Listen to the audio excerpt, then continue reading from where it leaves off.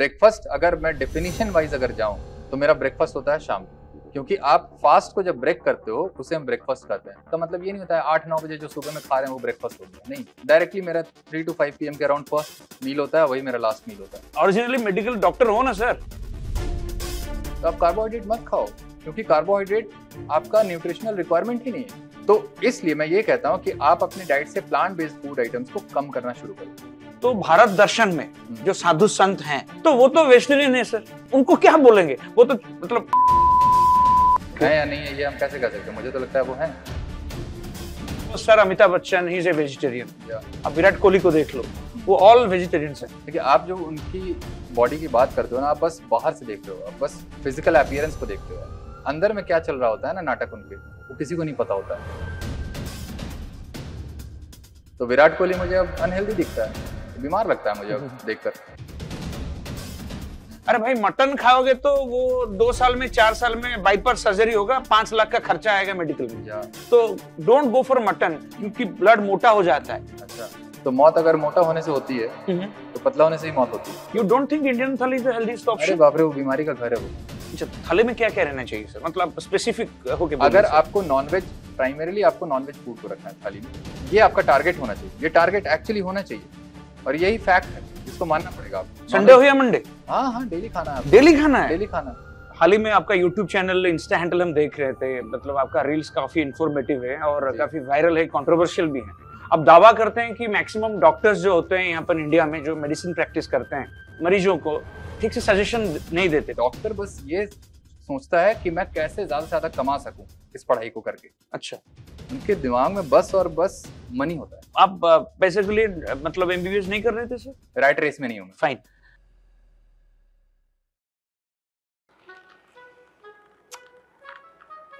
क्या है यार, काफी उलझा हुआ है यार, ये काफी उलझा हुआ है, और एक इंसान हमारे साथ है वो भी काफी उलझे हुए हैं।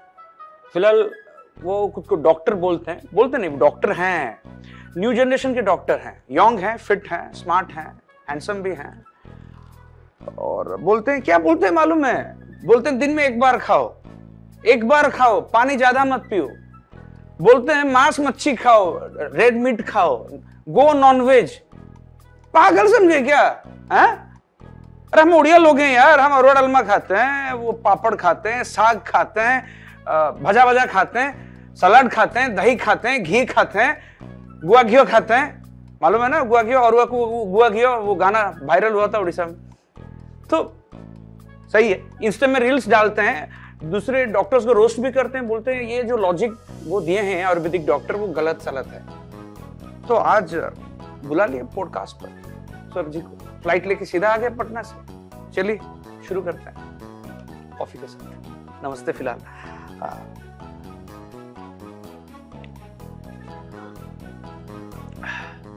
नमस्कार, जय Jagannath, welcome to Ankit Mahapatra diaries. Hello sir, नमस्ते। नमस्ते, welcome to, thank you Odisha, welcome to the land of Lord Jagannath. Thank you so much. अरे भैया, और एक ब्लैक कॉफी सर के लिए। नहीं, मुझे नहीं चाहिए, I am already very alert. तो मैं पीता नहीं हूँ कॉफ़ी ऐसे, बट कॉफ़ी मैं बहुत रेयरली लेता हूँ जब मुझे फास्टिंग को थोड़ा प्रोलॉन्ग करना होता है, otherwise I don't take coffee. You don't take? नहीं, दूध का नहीं है सर, ये ब्लैक कॉफी है सर। ब्लैक कॉफी बिना शुगर का। राइट, मैं ब्लैक कॉफी भी नहीं लेता हूँ। क्यों? डेली। क्यों? I don't feel like having it. तो ये जो डॉक्टर्स हैं, जो न्यूट्रिशन स्पेशलिस्ट हैं, वो जिम वाले हैं, वो बोलते हैं आप ब्लैक कॉफी लेके आप जाओ, जिम करो 2 घंटा, मतलब कार्डियो करो, वो अच्छा लगता है, एनर्जी ज्यादा आता है, फैट बर्निंग ज्यादा होता है। हम भी तो जिम जाते हैं कभी कभी, तो रेगुलर तो नहीं हो पाते, हफ्ते में 2-3 बार चले जाते हैं, वो ब्लैक कॉफी लेके जाते हैं, कभी कभी ग्रीन टी, कभी कभी ब्लैक कॉफी। तो ब्लैक कॉफी पीना नहीं चाहिए आपके हिसाब से? नहीं, मैं ये नहीं कह रहा हूँ पीना नहीं चाहिए, बट वो जरूरत नहीं है आपकी बॉडी का। अच्छा, वो रिक्वायरमेंट नहीं है ना। ब्लैक कॉफी आप तब लेते हो, उसका बेनिफिट आपको तब मिलता है जब आप देखते हो कि आप ऑलरेडी स्लगिश हो, आप थोड़े से लेथार्जिक फील कर रहे हो। ओके। आपके अंदर थोड़ा लग रहा है मुझे एनर्जी लेवल लो है मेरा थोड़ा। अच्छा। तो आप कॉफी जब लेते हो तो क्योंकि ये स्टिमुलेंट होता है। हाँ, कैफीन होता है। कैफीन होता है, तो डेफिनेटली सीएनएस स्टिमुलेंट है। हाँ। आपको ये एक्टिवेट करता है और आपको अब लगता है कि अब मैं अपना काम कर सकता हूँ। अच्छा। तो ऑलरेडी आप टू सम एक्सटेंट आप कॉम्प्रोमाइज्ड हो कहीं ना कहीं, इसलिए आपको ये सारे एड्स करने पड़ते हैं कि जब मैं ये लूँगा तब मैं अपने नॉर्मल काम कर पाऊँगा। मुझे ऐसा फील नहीं होता कि मुझे कुछ चीजें लेकर के खुद को एक्टिवेट करना है। मैं ऑलरेडी बहुत एक्टिवेटेड हूँ। हाल ही में आपका यूट्यूब चैनल इंस्टा हैंडल हम देख रहे थे, मतलब आपका रील्स काफी इंफॉर्मेटिव है और काफी वायरल है, कंट्रोवर्शियल भी है। आप दावा करते हैं कि मैक्सिमम डॉक्टर्स जो होते हैं यहाँ पर इंडिया में, जो मेडिसिन प्रैक्टिस करते हैं, डायबिटोलॉजिस्ट होते हैं, वो मरीजों को ठीक से सजेशन नहीं देते। मतलब दवाई तो लिखते हैं, प्रिस्क्राइब कर देते हैं, लाइफस्टाइल कैसा होना चाहिए वो नहीं करते हैं। काफी आयुर्वेदिक डॉक्टर्स हैं, वो भी वायरल हैं, आप उनको भी रोस्ट करते हो। आप बोलते हो रेड मीट खाओ, लीव वेगन, ये सब करते हो आप। फिलहाल मेरे को जानना है सर, गूगल में ज्यादा कुछ इन्फॉर्मेशन नहीं है आपके बारे में। I wanted to know about you, audience भी जानना चाहेंगे। Who is doctor Kishlay? आपका नाम डॉक्टर किशलय है, राइट सर? राइट। तो आप पटना से हो फिलहाल, तो थोड़ा बैकग्राउंड के बारे में तो बताएं सर। आप मतलब ओरिजिनली मेडिकल डॉक्टर हो ना सर? ओरिजिनल हूँ, रियल डॉक्टर हूँ, बट रियल डॉक्टर जैसा साउंड नहीं करता हूँ, इसलिए मुझे लोग फेक डॉक्टर बताते हैं। अच्छा, हाँ, मतलब आंध्रा सर्टिफिकेट नहीं है ना सर? नहीं, वो सब नहीं है। ओरिजिनल रियल डिग्री है, डिग्री रियल डॉक्टर ही हूँ। अच्छा, बट रियल डॉक्टर जैसा बाकी जो रियल डॉक्टर्स हैं ना, उनकी तरह साउंड नहीं करता हूँ, ना ही उनकी तरह दिखता हूँ। हाँ, आप तो बॉडी बिल्डर लग रहे हैं, मॉडल लग रहे हैं मेरे को। वही, यही प्रॉब्लम है, इसलिए लोग मुझे बोलते हैं ये फेक डॉक्टर है। क्योंकि डॉक्टर के पास होना चाहिए पेट, अच्छा, और फिर चश्मा। हाँ, चश्मा, मेरे पास दोनों नहीं, कलम पकड़ के लिखता रहता है, और मेरे पास दोनों नहीं है। अच्छा, ये आयरनी है ये। अच्छा, समझ रहे हैं? तो कहाँ से पढ़ाई की है सर आप? मतलब ये जो नॉलेज आइडिया आपको मिला कि ऐसा ऐसा करना है, कि आप न्यूएस्ट डॉक्टर हो, ठीक है, तो आप कुछ अलग बात करते हो, हजम नहीं होता है। मेरे को भी हजम नहीं हो रहा है अभी, तो इसलिए तो पॉडकास्ट कर रहे हैं सर। ये मतलब हजम होना चाहिए, उड़ीसा में भी लोग समझे आप क्या बोलते हो, सारा इंडिया में आपका बात पहुंचे। कौन एक्सेप्ट करेगा कि नहीं, वो उनके ऊपर है, राइट। तो ये आइडिया कहाँ से आया कि मतलब वेजिटेरियन छोड़ना चाहिए, दिन में एक बार खाना चाहिए, ये आइडिया कहाँ से मिला सर? देखिए, आइडिया आपके पास तब आता है ना जब कॉन्स्टेंटली आप खुद को इम्प्रूव करने की कोशिश में लगे रहते हो। ओके, ठीक है, तभी आता है। आपके मन में जब तक सवाल नहीं आएगा तब तक आइडियाज नहीं आएंगे। तो मैं कॉन्स्टेंटली क्वेश्चन करता हूँ, जिस सिस्टम में आप काम कर रहे हो, जिस फील्ड में आप काम कर रहे हो, आपको अगर कुछ भी ऐसा कुछ कॉन्ट्राडिक्टरी लगता है, या ऐसा लगता है कि यार ये रिजल्ट नहीं आ रहा है जो चीज़ें हम पढ़ रहे हैं या जहाँ पे हम काम कर रहे हैं, तो डेफिनेट सी बात है, आप अगर सुलझे हुए इंसान हो तो आपके मन में क्वेश्चन आना चाहिए। अच्छा, और मेरा ये मानना है कि आपके अंदर अगर बचपना है ना, आपके अंदर का एक चाइल्ड है आपके अंदर स्टिल, तो वो क्वेश्चन करेगा। सही है, क्योंकि आपके अंदर का बचपना ही नहीं है। करेक्ट। अब वो बचपन चला गया आपके अंदर से। आप सो कॉल्ड बहुत मैच्योर खुद को बताते हो और आपको कहते हो कि नहीं, अब मुझे कुछ जानना नहीं है, मैं अब विद्वान हो गया, तो क्वेश्चन नहीं आते हैं। करेक्ट, सही है। और क्वेश्चन तभी नहीं आते हैं जब आपको ऐसा लगता है कि मैं सब कुछ जानता हूँ। तो वो कभी आने नहीं चाहिए, वो स्टेट ऑफ माइंड वैसा कभी डेवलप नहीं होना चाहिए आपका, और मेरे साथ कभी नहीं होता वो। तो मैं बहुत ओपन रहता हूँ आइडियाज़ के लिए। जो भी क्वेश्चन आता है मुझे ऐसा लगता है कि नहीं, ये चीज़ मुझे जानना है, इसलिए नहीं कि मुझे ये बताया गया तो मैं इसको जान लूँ या मान लूँ। ओके, देखिए, मानना और जानने में फ़र्क होता है। आपको जो पढ़ाया जाता है ना, आप उसको जानते नहीं हो, आप बस मान लेते हो कि ये सिस्टम में हमारे है, ऐसा करिकुलम हमें एकेडमिक्स में दिया गया है, तो हमें ये पढ़ना है, पास करना है, गोल्ड मेडल लेना है, हो गया, that's it. Okay sir. Sir, you grew up in Hindu family, right? या मतलब आप जब स्कूल जाते थे, मतलब मम्मी सुबह ब्रेकफास्ट, आफ्टरनून में लंच, शाम को आओ नूडल्स मैगी वैगी, और रात को चपाती, वो तो चार वक्त हम लोग यहाँ पर भी खाते हैं, राइट। तो वो तो कन्वेंशनल जैसे ऑर्थोडॉक्स सिस्टम होता है भारत में, कि हम 4-3 बार खाएंगे, और उसके ऊपर भी स्टार्टर, मिक्सचर वगैरह सब चलता रहता है, चनाचूर। अच्छा, कब आइडिया आया कि नहीं, मेरे को एक बार खाना है, ये डाइटरी सिस्टम जो इंडिया में फॉलो होता है ये गलत सलत है, इसको पहुंचाया जाए? Usually doctors even don't practice that. Exactly. तो ये कहाँ से पढ़े आप? मतलब कुछ बुक्स में लिखा था क्या फॉरेन ऑथर्स के? नहीं, ऐसा कहीं नहीं लिखा है। कुछ ऑथर्स की बुक अभी है जो करेंटली लास्ट 5 इयर्स में कुछ ऐसा उन्होंने लिखा है, बट उस वक्त तो कुछ नहीं था ऐसा जब मैंने स्टार्ट किया या फिर प्रैक्टिस करना शुरू किया। मैंने सिंपली जिम ज्वाइन किया अपनी बॉडी के लिए। अच्छा। क्योंकि मैं बहुत वीक था, थिन था, स्लेंडर था, बहुत ऐसा था बिल्कुल। तो मुझे लगा कि नहीं, मुझे जिम जाना चाहिए, और मुझे पापा ने बहुत एनकरेज किया कि तुम जिम जाओ, इससे पहले कि तुम MBBS कर लो, डॉक्टर बनो, तुम अपनी बॉडी पे काम कर लो। अभी मम्मी है, मम्मी के हाथ का खाना खा के अच्छी बॉडी बना लो। ओके। तो बॉडी वगैरह बनने लगी, बट जिस प्रोसेस में बॉडी मेरी बन रही थी वो कहीं ना कहीं अनहेल्दी था। अच्छा। और मुझे वो रियलाइज़ नहीं हुआ। ओके। मुझे रियलाइज़ तब हुआ जब मैं इंटर्नशिप कर रहा था MBBS के बाद, जो हमारा इंटर्नशिप का एक 1 ईयर का प्रोग्राम होता है। इंटर्नशिप के वक्त मुझे एक्चुअली वेट गेन तो मैं कर ही रहा था, बट जिस समय आपका वेट गेन होता है ना और आप बहुत दुबले होते हो तो आपको वो हेल्दी लगता है, आपको ऐसा लगता है कि अच्छा मैं वेट गेन कर रहा हूँ, मतलब बॉडी बन रही है, बट वो बॉडी नहीं बन रही थी, वो फैट गेन हो रहा था आपका, और आपको रियलाइज नहीं होता है कि ये मसल नहीं है, ये फैट है। अच्छा, आप सप्लीमेंट्स ले रहे थे जिम में? ले रहा था। ओके, बिल्कुल। वेट गेनर लिया मैंने, वे प्रोटीन लिया, और भी बहुत सारे सप्लीमेंट्स मैं ले रहा था, और फिर कॉन्स्टेंटली मुझे ऐसा लग रहा था कि चलो वेट गेन हो रहा है, वेट गेन हो रहा है, बट आप समय के साथ थोड़े स्मार्ट होते हो, कुछ क्वेश्चंस भी आते हैं आपको माइंड में, तो मुझे लगा कि इतना सब कुछ करते हुए एक्स्ट्रा फैट क्यों आ रहा है बॉडी पे, क्योंकि जब मैं इतना जिम करता हूँ, इतना स्ट्रेनवस वर्कआउट कर रहा हूँ, तो बॉडी पे फैट होना नहीं चाहिए इस तरह से। सही है। आपकी बॉडी की फिजिक एस्थेटिक होनी चाहिए। ओके। बॉडी फैट परसेंटेज कम होना चाहिए। बट मेरा अखाड़े वाला पहलवान जैसा लुक आ रहा था। अच्छा। तो मुझे रियलाइज हुआ यार कुछ तो गड़बड़ है, क्योंकि वर्कआउट तो मैं कर रहा हूँ, पता नहीं कहाँ गड़बड़ हो रहा है, क्योंकि खाना भी मैं सही खा रहा हूँ। उस वक्त मुझे ऐसा ही लग रहा था कि खाना भी मेरा सही है। बट अब मैं एक्चुअली देखता हूँ रेट्रोस्पेक्टिवली, तो मुझे ऐसा लगता है खाना ही प्रॉब्लम था, क्योंकि मेरा इंटेक जो था कार्बोहाइड्रेट का बहुत ज्यादा था। अब क्या क्या खाते थे सर? चावल कितना खाते थे, रोटी कितना खाते थे? रोटियां तो मैं 12-15 ऐसा करके खाता था वन टाइम में। 12-15 रोटी? 12-15 चपाती खाता था। अच्छा।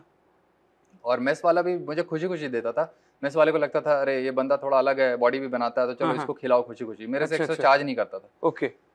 बट उसको खुश नहीं होना चाहिए था उस पर ना, बट वो भी स्मार्ट नहीं था, जैसे कि बाकी लोग भी नहीं होते हैं। तो वो खुशी खुशी खिलाता था और मैं भी खाता था खुशी खुशी। अच्छा। बट मुझे ऐसा लगने लगा कि जिस तरह से वेट गेन हो रहा है ये तो प्रॉब्लमेटिक है, क्योंकि डबल चेन आने लगे। सही है। और चेहरा बहुत पफी दिखता था। ऐसा लगता था अभी जब भी सोकर उठा हूं, जैसे किडनी पेशेंट का एक चेहरा होता है ना, फूला फूला सा, कॉन्स्टेंटली पूरे दिन रहता है। करेक्ट। तो वो पफीनेस था, जिसकी वजह से मेरा एज बहुत ज्यादा दिखता था। तो मैं जब 25 का था तो मैं 35 का दिखता था एक्चुअली। ओके। और अब मैं 38 का हूँ, तो मुझे नहीं पता कि अभी कितने का दिखता हूँ, वो बाकी लोग बताएंगे, वो लोगों का वो अपना कमेंट करेंगे। सही है सर, वो तो कमेंट में बताएंगे। ज्ञान कहाँ से आया कि ये लाइफस्टाइल चेंज होना चाहिए? तो वही मैं बता रहा हूँ आपको, जब इंटर्नशिप में मुझे ऐसा लगा कि यार फैट गेन हो रहा है, तो मैं फिर इंटर्नशिप के बाद घर पे आ गया, होम टाउन पटना। अच्छा।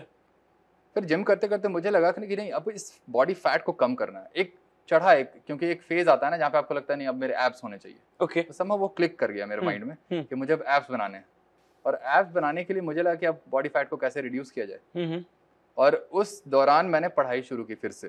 फर्स्ट ईयर MBBS की बायोकेमिस्ट्री की बुक निकाला मैं, और वहां से फिर पढ़ना शुरू किया कि ये कार्बोहाइड्रेट मेटाबॉलिज्म, फैट मेटाबॉलिज्म कैसे होता है, कैसे वर्क करता है। तो एक्चुअली बायोकेमिस्ट्री जो मैंने पढ़ाई की है ना, वो MBBS के बाद की है, इंटर्नशिप के बाद। ओके। MBBS में तो बस आप पास करने के लिए पढ़ते हो, कोई केयर नहीं करता इतना कि यार पास करके इसको अप्लाई करूंगा, अपनी बॉडी पे काम करूंगा, देन पब्लिक हेल्थ के लिए काम करूंगा। ये आइडिया नोशन है ही नहीं किसी डॉक्टर के पास। अच्छा। इस तरह से कोई डॉक्टर नहीं सोचता है। डॉक्टर बस ये सोचता है कि मैं कैसे ज्यादा से ज्यादा कमा सकूं इस पढ़ाई को करके। अच्छा। उनके दिमाग में बस और बस मनी होता है। आप पैसे के लिए मतलब MBBS नहीं कर रहे थे सर? आप जनसेवा के लिए कर रहे थे? मैं कभी उस माइंड सेट से गया ही नहीं हूँ MBBS में। मैं आपको ऑनेस्टली बता रहा हूँ। अच्छा। मेरा ऑनेस्टली ये सिंपली मैं ऐसे सोचता था कि मुझे डॉक्टर बनना है क्योंकि मेरा शौक था। मैं कभी पैसे के पीछे भागा ही नहीं हूँ, कभी नहीं। ओके। अभी भी नहीं भाग रहा हूँ, इसलिए मैं ये काम कर रहा हूँ। तो आप फ्री में कंसल्टेशन करते हो क्या सर? मैं फ्री में नहीं करता हूँ। अच्छा। डेफिनेटली काम के लिए हर लोग अपने काम का सर्विस का चार्ज तो करेंगे। ओके। बट उस भेड़ वाली भीड़ में मैं नहीं हूँ। कुत्तों की जो भीड़ होती है ना, ओके, मैं उसमें नहीं हूँ। राइट रेस में नहीं हूँ। फाइन। क्योंकि राइट रेस में आप ज्यादा कमा सकते हो उस सिस्टम में रहकर। तो आते हैं फिर पॉइंट के ऊपर। वही मैं बता रहा हूँ। तो जब मैंने स्टार्ट किया पढ़ना, उसके बाद मैंने अप्लाई करना शुरू किया। ओके। देन मुझे रियलाइज हुआ कि एक्चुअली आपकी डाइट का प्रॉब्लम है। आपकी जो इंडियन डाइट है, इतना ज्यादा अमाउंट ऑफ कार्बोहाइड्रेट खाने के लिए प्रमोट करती है। ये गाइडलाइन भी, हमारा डाइटरी गाइडलाइन सारा कुछ। अच्छा। इसकी वजह से प्रॉब्लम हो रहा है ये। तो आप कार्बोहाइड्रेट मत खाओ, क्योंकि कार्बोहाइड्रेट आपका न्यूट्रिशनल रिक्वायरमेंट ही नहीं है।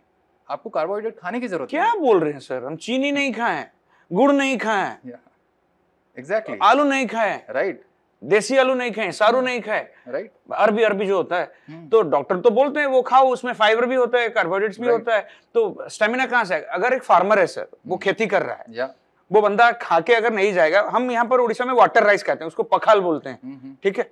वो पखाल बहुत फेमस है। उसको बासी मतलब एक रात रखते हैं, अलग दिन खाते हैं, वो खट्टा थोड़ा होता है, वो स्टेमिना देता है सर। वो आलू वालू डाल के, मिक्सर चनाचूर डाल के, प्याज व्याज काट के खाते हैं कांदा के साथ। तो that is a great source of food for Odia people. तो समर्स में वो ज्यादा प्रमोट होता है, तो वो तो that is a great source of carbohydrate. तो पखाल खाते कोई बीमार नहीं पड़ा अभी तक। तो पटना में क्या लोग पखाल नहीं खाते क्या सर वहां पर? देखिए, किसी चीज का ग्रेट हो जाने से वो रिक्वायरमेंट नहीं हो जाएगा ना आपका। वो ग्रेट है, वो ग्रेट इसलिए है क्योंकि कार्बोहाइड्रेट के लिए वो ग्रेट है। ह्यूमन बॉडी के लिए वो ग्रेट नहीं है वो। अच्छा, कार्बोहाइड्रेट का ग्रेट सोर्स है डेफिनेटली, बट वो ह्यूमन बॉडी का रिक्वायरमेंट नहीं है। आप बिना कार्बोहाइड्रेट खाए हुए हेल्दी रह सकते हो, विदाउट डिजीज आप रह सकते हो। ओके, क्योंकि आपकी बॉडी ग्लूकोज को बनाती है, आप खाओ या ना खाओ, बहुत सिंपल है। और ये फैक्ट है, ये सारे डॉक्टर्स को पता है। ग्लूकोनियोजेनेसिस कहते हैं उसे हम। ओके, क्योंकि आपकी बॉडी ग्लूकोज बना रही है किससे? फैट से एंड प्रोटीन से। और मैं फैट और प्रोटीन खाने को बोलता हूँ सभी को। अच्छा, कार्बोहाइड्रेट तो आपको खाना ही नहीं है। आप खा लेते हो, पर इसका ये मतलब नहीं है कि वो आपका रिक्वायरमेंट है। आप खाते इसलिए क्योंकि आपको टेस्ट चाहिए, मजा भी चाहिए, प्लेजर चाहिए। तो आप फूड के थ्रू आप अपने प्लेजर को आप डिराइव करते हो। ओके, है ना? सो what you found out that you don't need carbs, right? Right. तो आपका लाइफस्टाइल चेंजेस आप करने लगे, तो बॉडी में आपका इंप्रूवमेंट आया। तो आप क्या किए? मैंने ये किया कि मैंने कार्बोहाइड्रेट को ग्रेजुअली स्लोली टेपर ऑफ करना शुरू किया। और उसको नेल कर दिया। आलू छोड़ दिया आप, सब कुछ चिप्स छोड़ दिया आप? चिप्स तो खाता ही नहीं था ऐसे भी। अच्छा, क्योंकि शुरू से जिम कर रहा था तो मुझे पता था पैकेज फूड नहीं खाना चाहिए। तो पैकेज फूड की आदत मुझे नहीं थी, बट कार्ब्स का इंटेक मेरा बहुत ज्यादा था। और बिग कार्ब्स पे मैं इसलिए खा रहा था क्योंकि मुझे ऐसा लगता था ये रिक्वायर्ड है आपकी बॉडी के लिए, मसल बिल्डिंग के लिए। बट मुझे पता नहीं था उस वक्त कि अगर हम कार्ब्स नहीं खाएंगे तो आपकी फिजिक्स ज्यादा अच्छी हो जाएगी। वरना मैं उस समय से ही यही काम करता। Okay, got a notion that carbs should not be taken in higher quantity and we should go for protein, right? Exactly. तो प्रोटीन में क्या खाना है? मैं तो देखिए सर, मैं वेजिटेरियन हूँ। हम लोग यहाँ पर सोयाबीन खाते हैं, पनीर खाते हैं, मशरूम खाते हैं जिसमें पोटेशियम ज्यादा होता है। तो वही तो वेजिटेरियन ऑप्शंस हैं। तो आप तो नॉनवेज थे पहले से, तो आप क्या ज्यादा खाने लगे? मैं एग्स की क्वांटिटी को बढ़ा दिया मैंने। ओके, उसके बाद मैं मीट खाता था, बट बहुत वीकली बेसिस पे खाता था, 1 और 2 a week। चिकन खाता था, या ओके, ब्रॉयलर राइट? बॉयलर, या ओके, ब्रॉयलर। एंड मीट मतलब goat meat, right? Goat meat बहुत रेयर बनता था हमारे यहाँ। मतलब हम लोगों को पसंद भी नहीं आता था क्योंकि कॉन्स्टेंटली एक रेड मीट को लेकर फियर भी था उस वक्त। अच्छा, अभी भी है हालांकि, बट मेरे अंदर वो फियर नहीं है अब। तो इस वक्त इसलिए उस वक्त हम नहीं खाते थे रेड मीट में। मटन हमारे यहाँ नहीं बनता था। चिकन बनता था हफ्ते में 1 से 2 बार। अच्छा, और बस वही खाता था मैं। मछली झींगा विंगा वो बहुत रेयर। मतलब मछली भी उसी तरह से हफ्ते में 1 बार 2 बार कभी हो गया। हफ्ते में 2 बार भी नहीं, 1 बार मुश्किल से। और 1 बार अगर चिकन बन गया तो फिर आपका नेक्स्ट टाइम हो सकता है मछली बने, क्योंकि 1 बार ही खाना था हफ्ते में। अभी सर हम जो आपको सुना है, you say that you eat once a day, you go for red meat, right? Mutton. या तो अभी हम उड़ीसा में, पूरा भारत में सुन रहे हैं, अरे भाई मटन खाओगे तो वो 2 साल में 4 साल में बाईपास सर्जरी होगा, 5 लाख का खर्चा आएगा मेडिकल में। तो डोंट गो फॉर मटन, क्योंकि ब्लड मोटा हो जाता है। अच्छा, तो मटन मतलब मरोगे। खाना है तो मच्छी खाओ, नहीं तो कुछ मत खाओ, वेज रहो हमारे जैसा। तो आप तो कुछ अलग से अलग बोल रहे हो सर, मतलब क्या बोल रहे हो सर? बाउंस हो रहा है सर। देखिए क्या है ना, मोटा पतला, अगर आपका रेड मीट खाने से, मटन खाने से ब्लड मोटा होता है, तो अगर ना खाएं, अगर ये मान लें कि ना खाएं तो फिर पतला हो जाएगा। तो मौत अगर मोटा होने से होती है तो पतला होने से ही मौत होती है। समझ रहे हैं बात को? क्योंकि स्ट्रोक आपका 2 तरीके का होता है, या तो ब्लीड कर जाएगा, ओके, और या तो क्लॉट बन जाएगा। अच्छा, तो अगर खून मोटा होगा तो क्लॉट बनेगा, अगर पतला होगा तो ब्लीड कर जाएगा। अच्छा, तो इसलिए ये सब फालतू का हाइपोथेसिस है, थ्योरी है बस। ऐसा कुछ होता नहीं है, पहले मैं बता दूं। खून मोटा नहीं होता मटन खाने से, और नहीं खाने से खून पतला होता है। ओके, ठीक है। बात यह है कि बहुत सारे ऐसे कन्वेंशनल डॉगमाज हैं हमारे एजुकेशन सिस्टम में, जो सालों साल से बस चलता आ रहा है, और पीढ़ी दर पीढ़ी उसको पढ़ते आ रही है और उसको मानते आ रही है। किसी ने कभी ये हिम्मत नहीं किया कि इसको चैलेंज करें, इस नोशन को। So how have you challenge that? मतलब आप जो अभी बोले, कैन यू प्रूव इट?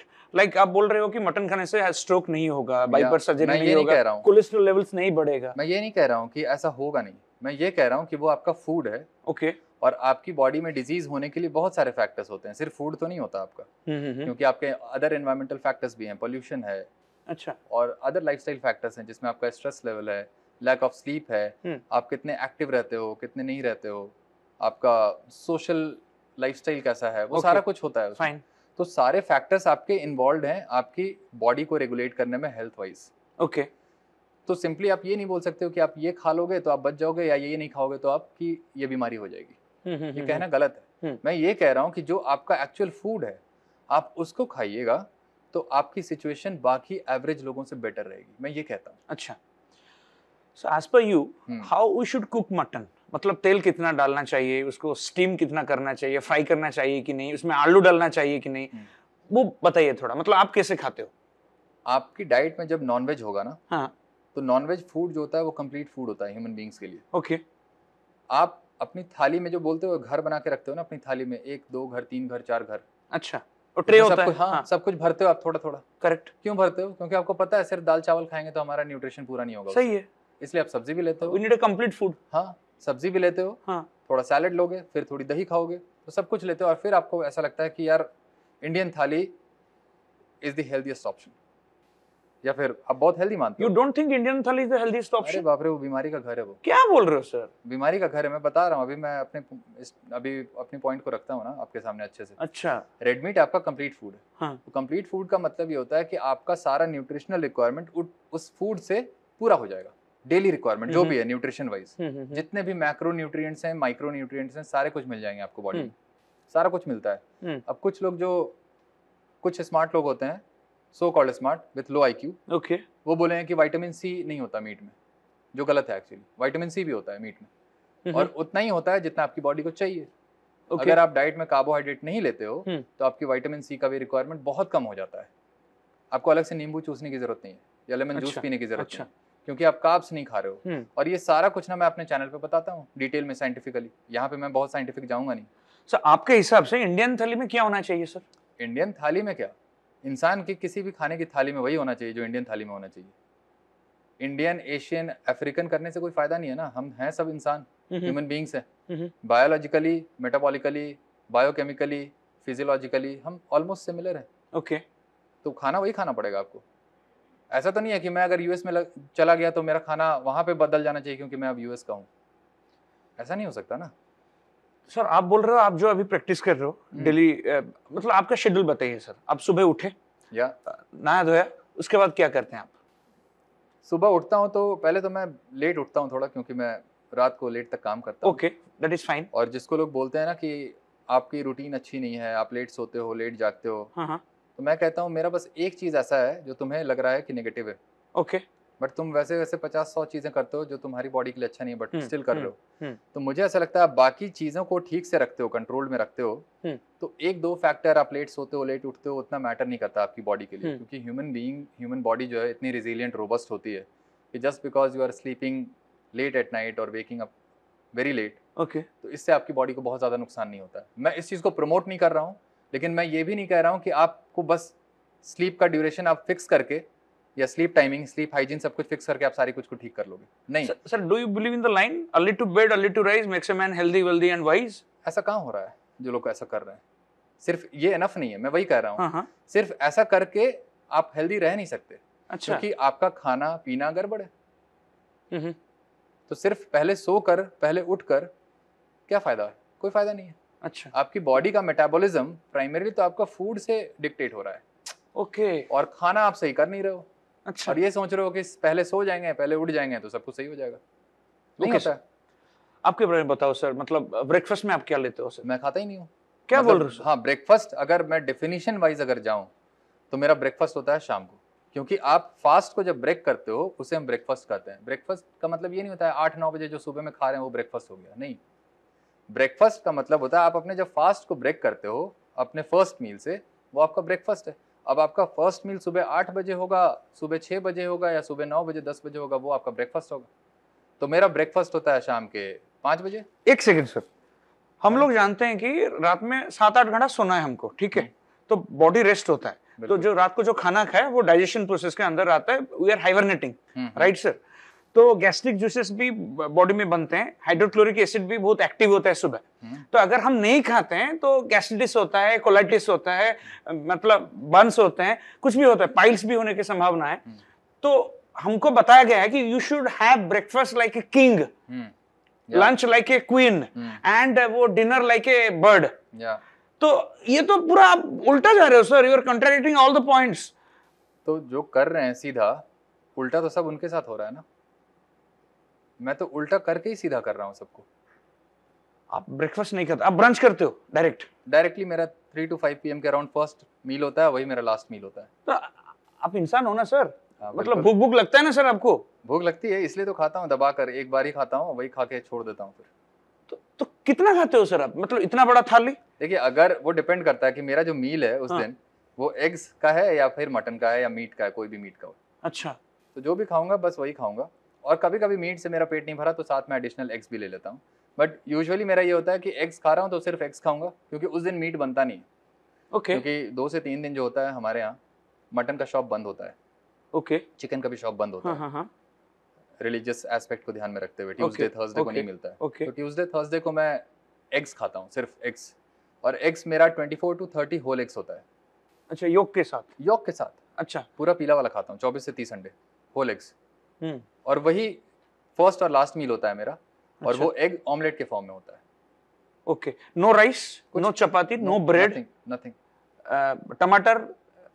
बहुत स्मॉल अमाउंट में, मैं यूजुअली वो भी लेता नहीं हूँ।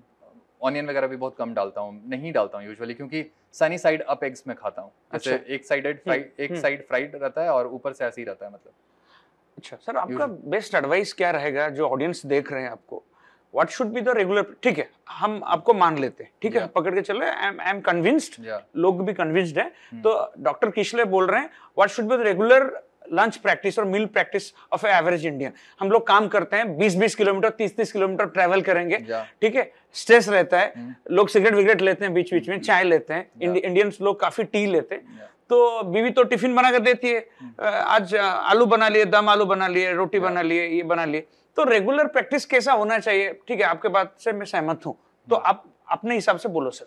तो देखिए, मैं यही कहता हूँ कि आपकी डाइट अगर कुछ ऐसी है जहाँ पे आप कार्ब्स बहुत ज्यादा खा रहे हो, प्लांट बेस्ड डाइट है, ओके क्योंकि जब आप प्लांट बेस्ड डाइट करते हो, जिसको हम वेजिटेरियन बोलते हैं, ओके, वहां पे आपका कार्ब्स का इंटेक बढ़ जाता है ऑटोमेटिकली, क्योंकि कार्बोहाइड्रेट का जो कंटेंट होता है वो सबसे ज्यादा किस में होता है? प्लांट बेस्ड फूड्स में। सही है, जैसे अनाज हो गया, हाँ हाँ, दाल चावल, Okay. इवन कुछ सब्जियां हैं उसमें हाँ, भी होता है, हाँ, फ्रूट्स में होता है, ये सारे कार्बोहाइड्रेट लेडन फूड्स हैं, भर भर के है कार्ब्स इसमें।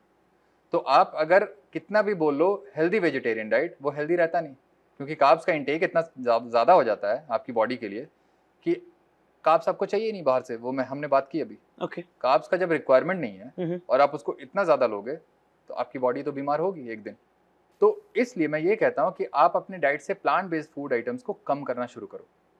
अच्छा, तो थाली में क्या क्या रहना चाहिए सर, मतलब स्पेसिफिक होके बोलिए अगर सर। आपको नॉनवेज, प्राइमरीली आपको नॉनवेज फूड को रखना है थाली में, और Okay. इसलिए मैं हमेशा बोलता हूँ आपकी डाइट में अगर 80 to 90% एनिमल बेस्ड फूड्स हो गया, अच्छा, तो रिमेनिंग जो 10 to 20% का आप अगर चाहते हो एक फ्लेक्सिबिलिटी थोड़ा कि हम दूसरी चीज़ें भी टेस्ट कर लें या फिर जस्ट फॉर टेस्ट आप कुछ खा ले सकते हो, तो वो खा लो, कोई प्रॉब्लम नहीं है। अच्छा, लेकिन majority of the nutrition should be derived from animal based foods. Okay, ये आपका टारगेट होना चाहिए, ये टारगेट एक्चुअली होना चाहिए, और यही फैक्ट है, इसको मानना पड़ेगा आपको उसमें सभी को। अंडा भी होना चाहिए, उसमें रेड मीट मटन भी होना चाहिए, बिल्कुल। उसमें चिकन भी होना चाहिए, राइट, उसमें मच्छी भी होना चाहिए, राइट, मगर नॉनवेज होना चाहिए। नॉनवेज होना ही चाहिए, संडे हो या मंडे, हाँ हाँ, डेली खाना है, डेली खाना है। डेली खाना है। वो संक्रांति वंक्रांति छठ पूजा भी होता है बिहार में, पटना में होता है, वो तो आप तो पूरे साल तो नहीं होता ना, फेस्टिवल आपका कभी कभी आता है। अच्छा, प्रॉब्लम ये है कि आप फेस्टिवल में भी वही खाते हो और जब फेस्टिवल नहीं होता तब भी वही खाते हो। अगर आप बाकी समय हेल्दी खाओगे तो एटलीस्ट फेस्टिवल में एंजॉय कर लो।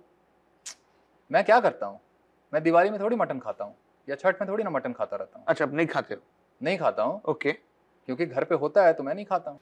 Sir I want to ask you one thing, like in the last 3 to 4 years और इन द लास्ट 1 year आपको जुकाम, सर्दी, फीवर, दस्त, डायरिया कुछ भी नहीं हुआ है? आप नहीं, मैं ये नहीं कह सकता हूँ कि नहीं हुआ है मुझे। हाँ, वो इन्फेक्शियस डिजीज है जिसकी आप बात कर रहे हो, common cold, flu, okay, loose motion diarrhoea, ये सारा इन्फेक्शियस डिजीज होता है, और ये आपका शॉर्ट टर्म होता है, फिर ये ठीक हो जाता है अपने आप। फाइन। हाँ, बट जब मुझे होता है तो मैं कुछ लेता नहीं हूँ एंटीबायोटिक वगैरह। आप कुछ नहीं लेते हो? नहीं, वो ठीक हो जाता है खुद, ऑटोमेटिक हीलिंग होता है? ऑटोमेटिकली हुई। वो कैसे होता है sir? Due to nonveg diet? Healthy हो आप ना, आपकी बॉडी जब हेल्दी होगी तो एडिशनली आपको एंटीबायोटिक का रिक्वायरमेंट या अदर मेडिसिन का रिक्वायरमेंट कम होगा। एंटीबायोटिक की जरूरत आपको तब पड़ती है जब आपकी बॉडी हेल्दी नहीं है और ज्यादा डोज में जरूरत पड़ती है। ऐसा मैं नहीं कह रहा हूँ कि सारे हेल्दी लोगों को एंटीबायोटिक कभी नहीं खाना चाहिए, ये मेरा पॉइंट नहीं है। क्योंकि वो डिपेंड करता है किस लेवल का इन्फेक्शन है, किस सिवियरिटी का इन्फेक्शन है। अगर आप डेफिनेटली अगर आप आईसीयू में हो, आपको इन्फेक्शन लग रखा है, तो डेफिनेटली आप सीरियसली बीमार हो, उस समय आप हेल्दी तो नहीं हो ना उस पॉइंट ऑफ टाइम पे, तो आपको एंटीबायोटिक चाहिए। बट कॉमन कोल्ड, फ्लू और सिंपली फीवर आ गया, मैं उसके लिए एंटीबायोटिक नहीं लेता हूँ, जरूरत नहीं पड़ती है।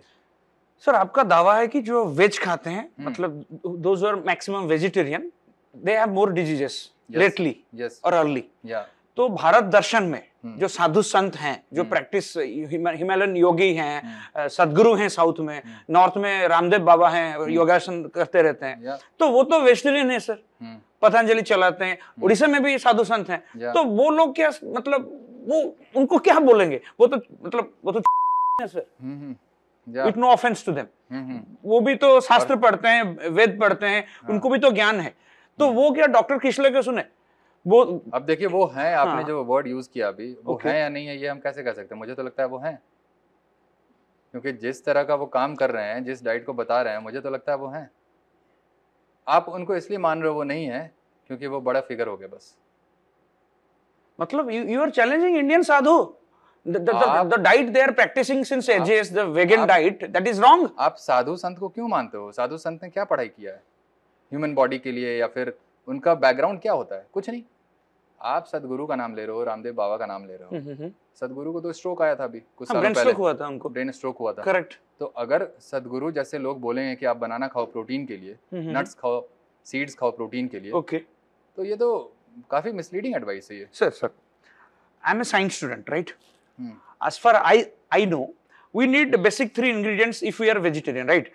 Vitamin B12, yes, D3, omega 6 से ज्यादा चाहिए ओमेगा 3 फैटी एसिड्स, राइट? वो तो नट से भी मिल सकता है, वो पेसी दाना होता है, फ्लैक्स सीड्स होता है, राशि पेसी दोनों होता है, तो उसमें भी तो उसमें से भी मिल सकता है। तो why I need to eat all this mutton, beef, अंडा? ठीक है, मेरे को थोड़ा कॉस्टली आएगा, क्योंकि वेज थाली थोड़ा कॉस्टली होता है, उसमें आइटम्स ज्यादा चाहिए। दही भी खाता हूं मैं सोयाबीन खाता हूं, मैं मशरूम खाता हूं, there are varieties of mushroom in the market. तो that is all okay ना sir? if I am going to gym, I am a vegetarian, I can go for whey protein, right? तो मैं क्यों mutton खाऊं, red meat खाऊं? देखिए problem क्या है ना कि प्लांट बेस्ड फूड्स में जो न्यूट्रिएंट्स हैं वो हैं, बट वो इनएक्टिव फॉर्म में होता है। ओके। वो ह्यूमन बॉडी उसको एक्टिव फॉर्म में ले नहीं पाता, क्योंकि वो इनएक्टिव फॉर्म है। ह्यूमन बॉडी, जो आपने ओमेगा 6 ओमेगा 3 की बात की आपने अभी, वो ओमेगा 3 का जो फॉर्म होता है प्लांट बेस्ड डाइट में, जिसमें नट्स और सीड्स में होता है, वो ओमेगा 3 उसमें अल्फा लिनोलेनिक एसिड के फॉर्म में होता है। अच्छा। और उसे कन्वर्ट होना पड़ता है EPA और DHA में, जिसको हम इकोसा pentanoic acid, docosahexaenoic acid बोलते हैं। ओके। और बायोलॉजिकली जो एक्टिव फॉर्म होता है ओमेगा 3 का, वो ये होता है EPA and DHA, eicosapentaenoic acid, docosahexaenoic acid. Fine. तो आप जो प्लांट बेस्ड फूड ले रहे हो, वो आप अल्फा लिनोलेनिक एसिड का फॉर्म ले रहे हो। अच्छा। आप EPA और DHA का फॉर्म नहीं ले रहे हो। Okay. और आपकी बॉडी उस अल्फा लिनोलेनिक एसिड को EPA और DHA में कन्वर्ट नहीं कर सकती इफेक्टिवली। Okay. वो कन्वर्जन रेट इतना पुअर है, इतना कम है कि आपकी बॉडी का जो एक्चुअल रिक्वायरमेंट है वो फुलफिल नहीं हो पाता। ओके। सीड्स और नट्स खा के। और अपनी रिक्वायरमेंट को पूरा करने के लिए you will have to eat buckets and buckets of seeds and nuts, which is not possible. अच्छा। तो आपको अमाउंट को बहुत बढ़ाना पड़ेगा। आप अगर buckets and buckets of nuts and seeds खाएंगे, आपका पेट खराब हो जाएगा। आप सोच सकते हो कभी एक बाल्टी नट्स या सीड्स खाने का? नहीं, कभी नहीं। पॉसिबल है वो? हाँ। नहीं है। ओके। तो सिर्फ न्यूट्रिशनल रिक्वायरमेंट ही पूरा करना है, तो बाल्टी के बाल्टी आप नट्स खाओ ना। सर एक second sir, to counter your points, मैंने कुछ लिखा है। There are vegetarian body builders throughout the world, जैसे 2-4 नाम मैंने लिखे हैं। Nimai Delgado American body builder थे, Varinder Singh गुमन, Hiralal Dhillon, they all are bodybuilders who rely on vegetarian diets. Even our superstar Amitabh Bachchan, he is a vegetarian. अब विराट कोहली को देख लो, वो all vegetarians हैं। सबको देख रहा हूँ। अच्छा, तो आप बताओ सर, एक वेजिटेरियन बंदा बॉडी बिल्डिंग कर रहा है, अखाड़े पर फेंक रहा है, तो वो कैसे बड़ी बॉडी बनाए, कैसे बनाए सर? देखिए, आप जो उनकी बॉडी की बात करते हो ना, आप बस बाहर से देख रहे हो, आप बस फिजिकल अपीयरेंस को देखते हो आप। हाँ। अंदर में क्या चल रहा होता है ना नाटक उनके, वो किसी को नहीं पता होता है। तो क्या हो रहा है? और जो अंदर का नाटक होता है वही उनको ले डूबता है। प्रीमैच्योर डेथ बोलते हैं उसको, सडन कार्डियक अरेस्ट। अच्छा। हाँ, क्योंकि बाहर से बस मसल्स है, और मसल्स का बड़ा हो जाना ये नहीं बताता कि आप बहुत हेल्दी हो गए। अभी मैं हेल्थ और फिटनेस के बारे में थोड़ा बता देता हूँ, शॉर्ट में डिफाइन कर देता हूँ। हेल्थ आपका होता है कि आप जो भी खाना खा रहे हो उस पे आपका वेलबींग, सोशल, इमोशनल, ओके, सब वेलबींग कैसा है, वो एक्चुअली आपका फाउंडेशन होता है हेल्थ का, और उसी से आप जज करते हो कौन कितना हेल्दी है। तो मैं यहाँ पे ना हेल्थ और फिटनेस को शॉर्ट में डिफाइन कर देता हूँ। हेल्थ अगर आप देखोगे तो उसका डेफिनेशन होता है social, mental, emotional, physical wellbeing. Okay, अगर आपके पास है तो ओके, उसमें बहुत सारी चीजें आ जाती हैं। सोशल वेलबींग में आप किस तरह से बात रखते हो अपनी, किस तरह से कम्युनिकेट करते हो लोगों से, सही है, कैसे आप बात करते हो, वो सारा कुछ सोशल वेलबींग में आता है। और वो भी कॉम्प्रोमाइज है लोगों का, है ना। लोगों को अच्छे से बात रखनी नहीं आती, अच्छे से बात नहीं कर पाते। एक फिजिकल वेलबींग अगर आता है तो उसमें आप फिजिकल अपीयरेंस बस देख रहे हो, जो आप बॉडी बिल्डर की बात कर रहे हो, तो फिजिकली डेफिनेटली वो दिख अच्छे रहे, लेकिन वो सोशली, इमोशनली, मेंटली उनका वेलबींग नहीं है अच्छा, क्योंकि हेल्थ में सब कुछ आ गया। आप बस एक एस्पेक्ट को देख रहे हो, फिजिकल अपीयरेंस को, तो सारा एस्पेक्ट फुलफिल नहीं हो रहा है। फिटनेस, और आप फिटनेस की बात करते हो तो फिटनेस सिंपली होता है कि आप जिस एक्टिविटी को करते हो ना, उस एक्टिविटी में आप अपनी परफॉर्मेंस कितनी अच्छी दे पाते हो। तो आप जिस भी एक्टिविटी को करोगे और उसमें आपका परफॉर्मेंस अच्छा है तो आप फिजिकली फिट हो। लेकिन फिजिकली फिट होने से ये नहीं बताता कि आप हेल्दी भी हो। तो जितने भी एथलीट हैं वो फिजिकली फिट जरूर हैं, क्योंकि वो अपनी एक्टिविटी को बहुत अच्छे तरीके से अपने टास्क को कर पा रहे हैं, लेकिन वो हेल्थ से कॉम्प्रोमाइज है, इसलिए उनको बीमारी हो जाती है। मतलब आपको लग रहा है कि in future Virat Kohli is a vegetarian, I don't know he would remain और नॉट, उनको कुछ कॉम्प्लिकेशंस आएंगे, स्टैमिना लेवल, एनर्जी लेवल घटेगा, यू अप्रेहेंड दैट, राइट? देख के तो लग रहा है कि घट गया है ऑलरेडी, मुझे तो देख के लगता है। अच्छा, आप किसी के, डॉक्टर का क्या मतलब होता है? डॉक्टर का मतलब होता है आप पेशेंट को देखो, उसके लुक, अपीयरेंस को देख के आप जज कर लो कि ये पेशेंट की कंडीशन क्या है। स्मार्ट डॉक्टर आप किसको कहते हो? कि जो लेबोरेटरी रिपोर्ट देख करके बताए आपको सारा कुछ। नहीं, डॉक्टर की नजर इतनी शार्प होनी चाहिए कि वो पेशेंट को देख के बता दे कि ये बंदा बीमार है या बहुत हेल्दी है। अच्छा, तो विराट कोहली मुझे अब अनहेल्दी दिखता है, वो बीमार लगता है मुझे अब देखकर। उसके बॉडी को देख करके, उसको फेस को देख करके मुझे लगता नहीं है उसके पास वो एनर्जी लेवल है और वो सब कुछ है अब। सही है। और जिस चीज आप बोलते हो वेजिटेरियन है, वेजिटेरियन है, आप क्या उसकी थाली को देखने जाते हो? वेजिटेरियन डाइट वो कर रहा है या नहीं कर रहा है, विराट कोहली आपको दिखाता है अपनी थाली? ये लोग चोर होते हैं, सेलिब्रिटीज चोर होते हैं एक्चुअली। मतलब आप बोल रहे हो अच्छा, ये ब्रांड एम्बेसडर है, ये बंदे लोग अपने प्रोडक्ट को बेचने के लिए इस तरह का प्रोपेगेंडा चलाते हैं कि मैं वेजिटेरियन हो गया, क्योंकि इनको हर्बल लाइफ का सप्लीमेंट बेचना है। अच्छा, है ना? अच्छा, उसके ब्रांड पैसे मिल रहे हैं, उसको पैसे मिल रहे हैं। तो आप सेलिब्रिटी से क्यों एक्सपेक्ट करते हो कि वो ऑनेस्ट रहेगा इन चीजों को लेकर के? उसको क्या मतलब है पब्लिक हेल्थ से? पब्लिक हेल्थ से मतलब किसको होना चाहिए? डॉक्टर को होना चाहिए। और वो डॉक्टर इंडिया में कौन है? बस मैं हूँ। हालांकि डॉक्टर को ही मतलब होना चाहिए सारे डॉक्टर को, लेकिन नहीं है। तो जब किसी को नहीं है इसलिए मुझे तो रखना पड़ेगा। कोई तो ले भाई रिस्पॉन्सिबिलिटी इस चीज का। सर आप दावा कर रहे हो कि आप भारत के एक ही डॉक्टर हैं जो मतलब जो बोलते हैं कि नॉनवेज डाइट से you can have a very respectful life, healthy life, मतलब मरते दम तक आप अच्छे रहोगे, अगर मरोगे भी विद लेस डिजीज मरोगे। एग्जैक्टली, बिल्कुल ऐसी बात है।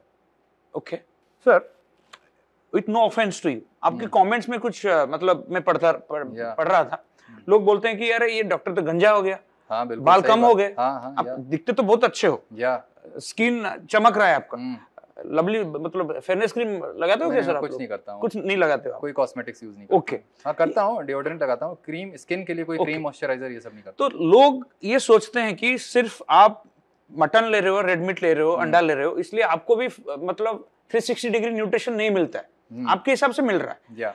लोगों के हिसाब से, as per the audience, as per the viewers, you are not getting the full nutrition.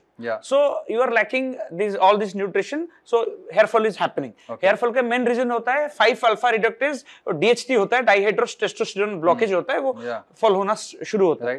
तो आप इसको कैसे काउंटर करते हो सर? देखिए, पहली बात तो जब ऑलरेडी लोग जान रहे हैं कि इसके लिए रिस्पॉन्सिबल जीन होता है, 5 अल्फा रिडक्टेज एंजाइम होता है, जो एक्चुअली टेस्टोस्टेरोन को डाइहाइड्रोटेस्टोस्टेरोन में कन्वर्ट करता है, तो आप उस एंजाइम का ब्लॉकर लेते हो, जिसको हम फिनेस्टेराइड बोलते हैं, मेडिसिन फिनेस्टेराइड चलती है। तो आप जब वो ले रहे हो, आपको पता है कि बाल झड़ने का कारण एंड्रोजेनिक एलोपेशिया है, जो जेनेटिकली डिटरमिन्ड होता है, तो यहाँ पे न्यूट्रिशन का रोल नहीं होता। आप ऑलरेडी जान रहे हो अच्छा। लेकिन आपको करना क्या है, आपको मजाक उड़ाना है इंटेलेक्चुअल का, क्योंकि आपके माइंड में यही है कि इसके पास तो कुछ नेगेटिव ऐसा है नहीं, तो Okay. कुछ तो इसका पॉइंट आउट करो भाई, तो क्या है, तो बाल कम है बस। तो मैं ये कहता हूँ कि तुम अपने दिमाग से निकालो गोबर और गाली को कम निकालो मुंह से। हाँ, गाली से याद आया सर, हाँ। ये बोलते हैं ना, जो खान पान जिसका जैसे होता है उसका बिहेवियर मन वैसा होता है। तो आप अब तो नॉनवेज खाते हो, तो आप तो गरम दिमाग वाले होते ही होंगे सर, मतलब बात बात पर आर्ग्यूमेंट्स। अभी तो शांत दिख रहे हो सर, क्योंकि कैमरा लगा हुआ है जी। अगर तर्क ज्यादा हो जाए तो आप टेबल को ऐसे बैंग करोगे। नहीं करूंगा ना वैसा, मेरे को तो कहाँ ठोकोगे पे- नहीं ना सर आप। नहीं, कहाँ पे क्या करना है उस चीज का ही तो आपके पास वो होना चाहिए ना। अच्छा। इसी को तो कहते हैं पुअर जजमेंट होता है किसके पास, जो वेजिटेरियन डाइट पे होते हैं। कहाँ पे किस तरह एक्ट करना है, रिएक्ट करना है, वो लैक करते हैं उसमें। आप बोल रहे हो ना पागलों की तरह, किसी भी आप वेजिटेरियन को बुला लो, वो आपके साथ हो सकता है। कार्निवोर डाइटर्स नहीं करेंगे कभी ऐसा। मतलब जो नॉनवेज खाते हैं ज्यादा, मतलब वो गुस्सेल आदमी नहीं होता है। कहाँ गुस्सा, आपको मुझे मुझ में गुस्सा दिख रहा है? नहीं, आप तो सही हो सर। आपकी जो टीम में बाकी जो स्टाफ है ना, हाँ, मेंबर्स, हाँ, उनको भी पता है कि मैं कितना कूल हूँ। फर्स्ट डे से ही पता लग गया कुछ लोगों को। सही है। मैं जिस तरह से कम्युनिकेट नहीं, ये तो साइकोलॉजी गेम है सर, क्योंकि हाँ। आपका मार्केट बढ़ाना है आपको। या तो आप शायद there is a mask outside. देखिए मार्केट बढ़ाना होता ना, तो मैं मीट खाने को नहीं बोलता लोगों को। क्योंकि आप शायद, आपको ये नॉनवेज वाले पे तो नहीं कर रहे हैं इंडिया में। वो साधु देखिए संत वाले बोल रहे हैं go vegan and they are paying doctor Kishlay for going non vegan. Meat जो होता है ना, हाँ। मैं कभी नहीं बोलता हूँ आप पैकेज्ड मीट खाओ या प्रोसेस्ड मीट खाओ। मैं Okay. बोलता हूँ बुचर से लो। अच्छा। बुचर मुझे थोड़ी ना कमीशन देता है, नहीं देते ना सर। नहीं देता। कैसे देगा बुचर सर? वो भी बुचर सही मुझे है। देता है एक्स्ट्रा फैट के फॉर्म में कमीशन, अच्छा। डायरेक्टली मुझे।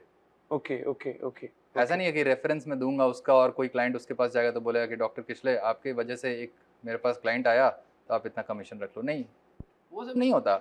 मीट बेस्ड डाइट में आप बता रहे हो आपको फ्रेश मीट खाना है, कहाँ कमीशन बन रहा है मेरा किसी से? मैं मीट वाले से जा करके दुकान पे लूंगा कि भाई मुझे अपना वो दो, इंसेंटिव दो। डॉक्टर कर रहे हैं जो काम, आप डॉक्टर पे क्वेश्चन नहीं कर रहे हो। डॉक्टर जाकर हर एक इन्वेस्टिगेट जो पैथोलॉजी का लैब होता है, हर एक रेडियोलॉजिकल जो लैब है, उसमें हर जगह उनका बना हुआ है इंसेंटिव। ओके। और जब डॉक्टर को पता है कि यहाँ पे हमें पेशेंट को सीटी स्कैन से काम चल जाएगा, तो वो एमआरआई करवा देते हैं पेशेंट का। अच्छा। क्यों? क्योंकि एमआरआई कॉस्टली है, कमीशन ज्यादा बनता है। तो जब जो काम डॉक्टर ऑलरेडी कर रहे हैं, आप उस पर कोई क्वेश्चन नहीं कर रहा है, और एक जो ऑनेस्ट डॉक्टर है जो रियलिटी चेक दे रहा है लोगों को, उस पर आप मटन बुचर शॉप वालों से भी आप कमीशन जबरदस्ती बनवा रहे हो। आप इसे 3 केस स्टडीज बताइए सर, जहां you have dealt with hardcore patients like vegetarian patients, और इन केस स्टडी मतलब उनका माइंड वॉश हुआ है, ब्रेन वॉश हुआ है, आप उनको कन्विंस किए हो और रिजल्ट्स दिखाए। मतलब you have seen results within a month और 3 months और 6 months। ठीक है, patients are really satisfied and they have changed the life plan, fooding plan. ऐसे कुछ लोग हैं? देखिए मेरे पास वैसे ही लोग हैं सिर्फ, ओके, जिनका गेम चेंज हो गया कंप्लीटली इस डाइट पे, कार्निवोर काइंड ऑफ डाइट पे। ओके, 3 केस स्टडी बताइए सर। बहुत सारे केस स्टडीज हैं। देखिए दो तो सीकेडी पेशेंट का, ओके, क्रॉनिक किडनी डिजीज था पेशेंट को, डायबिटिक, एक पेशेंट डायबिटिक था उसमें, जिनका क्रिएटिनिन ऑलमोस्ट 2.5 समथिंग चला गया था। फाइन। और उन्होंने इस डाइट को किया, नॉनवेज डाइट को, 2 महीने में उनका क्रिएटिनिन का लेवल 1.4 1.5 आ गया। What was his practice? मतलब फूडिंग क्या था नॉर्मली? एग्स इंक्लूड हुआ, ओके, और चिकन इंक्लूड किया मैंने। ओके, मटन कम खाते थे वो, ओके, तो मेनली एग्स ही इंक्लूड हुआ। सिर्फ एग्स भी इंक्लूड हो जाए ना आपकी डाइट में, तो आपका मेजर अमाउंट ऑफ कार्बोहाइड्रेट निकल जाता है आपकी डाइट से, क्योंकि आपने फैट और प्रोटीन से अपनी थाली को भर दिया। अच्छा, तो आपके पास जगह ही नहीं है कार्ब्स खाने का, तो आप क्यों खाओगे कार्ब्स? ओके।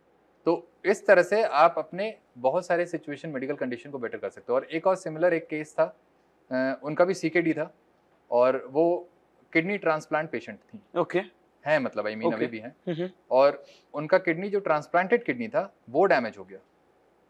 पहला किडनी ट्रांसप्लांट हुआ क्योंकि उनकी किडनी डैमेज हो गई because of some auto immune disease. Okay, दोबारा जो ट्रांसप्लांटेड किडनी था वो भी इफेक्ट होने लगा, क्योंकि ट्रांसप्लांटेड किडनी वाले जो पेशेंट्स होते हैं वो इम्यूनोसप्रेसेंट और स्टेरॉइड पे रहते हैं।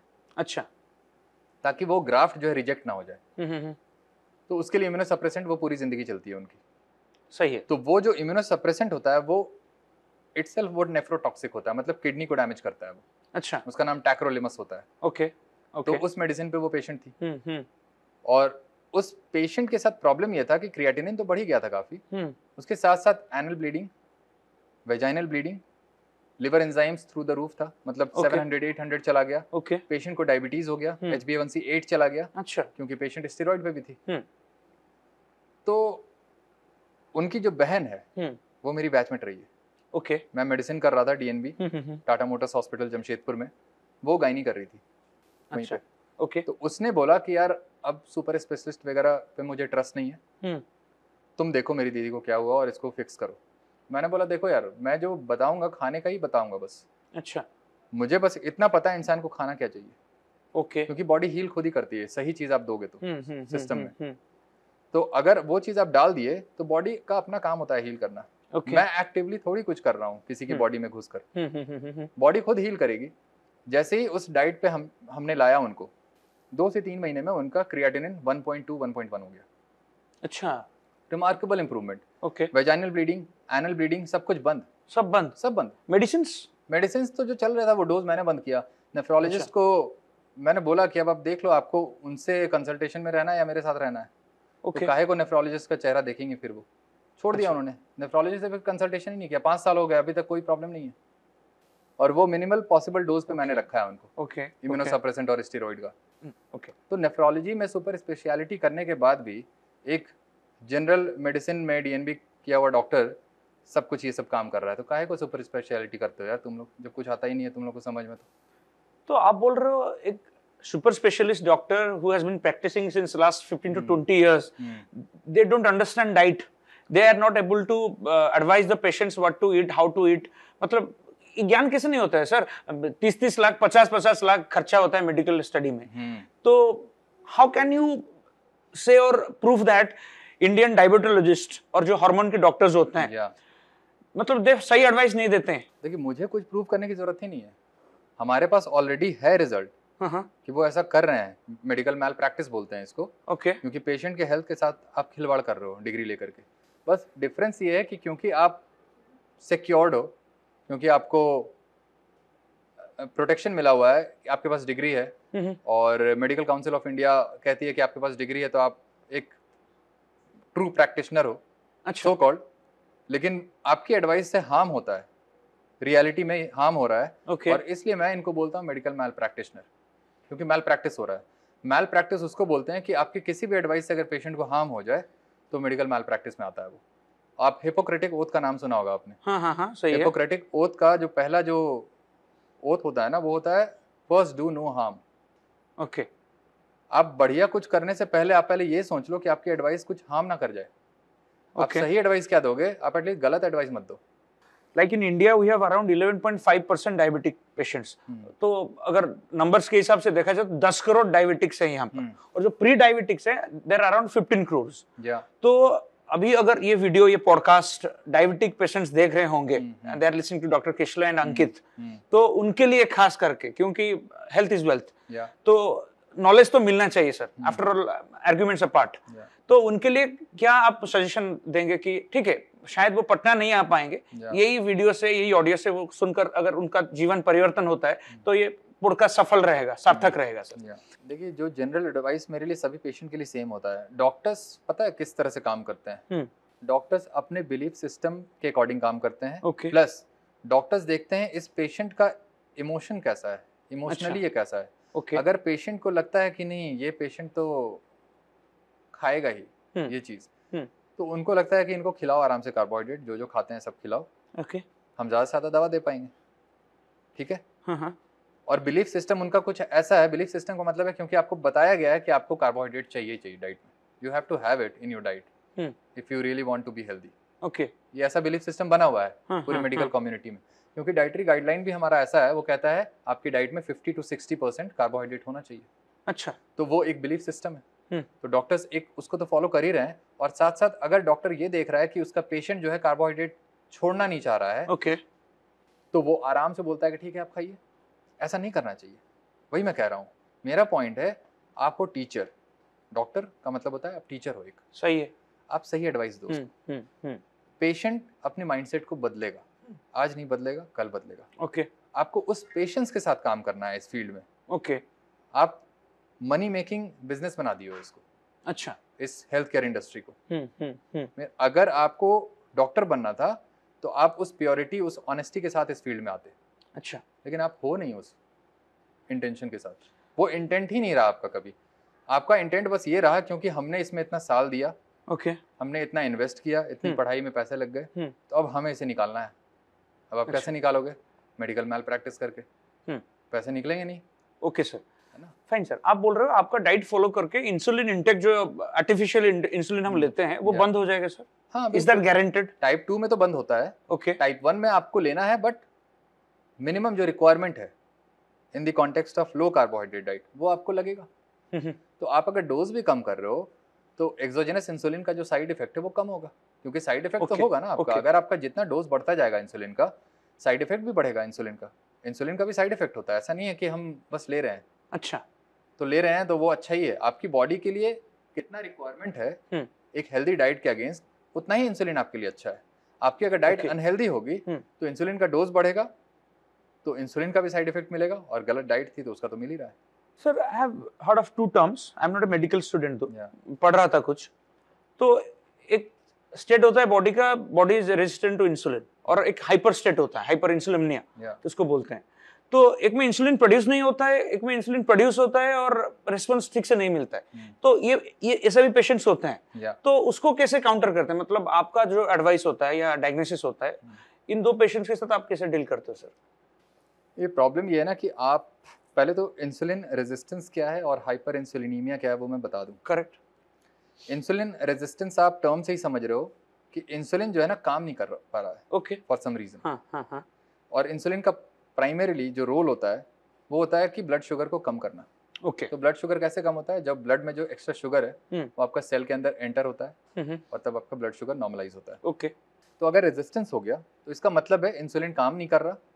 तो जब काम नहीं करेगा तो ब्लड में जो एक्स्ट्रा शुगर होगा वो सेल के अंदर नहीं जाएगा या कम जाएगा, जितना जाना चाहिए उतना नहीं जाएगा, तो आपका ब्लड शुगर बढ़ जाएगा, जिसको हम बोलते हैं स्टेट ऑफ हाइपरग्लाइसीमिया। ओके। और उस पॉइंट ऑफ टाइम पे आप डायबिटीज डायग्नोज करते हो। तो इसलिए डायबिटीज के क्राइटेरिया में आप देखोगे ना 4 क्राइटेरिया होता है। अच्छा। उस 4 में से अगर एक भी आप फुलफिल कर रहे हो तो आपको बोला जाता है कि आप डायबिटिक हो गए हो। जिसमें होता है फास्टिंग ब्लड शुगर। तो फास्टिंग ब्लड शुगर का जब रेंज आपका 125 से ऊपर जाता है तो आपको बोला जाता है आप डायबिटिक हो। अच्छा। अगर आपका पोस्ट प्रैंडियल खाने के बाद 2 घंटे बाद अगर आपका 200 से ऊपर जाता है ओके, तो आपको कहा जाता है डायबिटिक। सही है। रैंडम ब्लड शुगर कभी भी खाने के कभी भी कितने भी देर घंटों बाद अगर आपका 200 के ऊपर है तो भी आप डायबिटिक। ओके। और एक होता है लास्ट क्राइटेरिया HbA1c। अच्छा। HbA1c अगर आपका 6.5 या मोर देन 6.5 है तो इस 4 में से अगर कोई एक क्राइटेरिया भी आपका पॉजिटिव है तो आप डायबिटिक हो गए। अच्छा। तो चारों नहीं होने की जरूरत है, 4 में से कोई एक भी होगा तो यू आर डायबिटिक।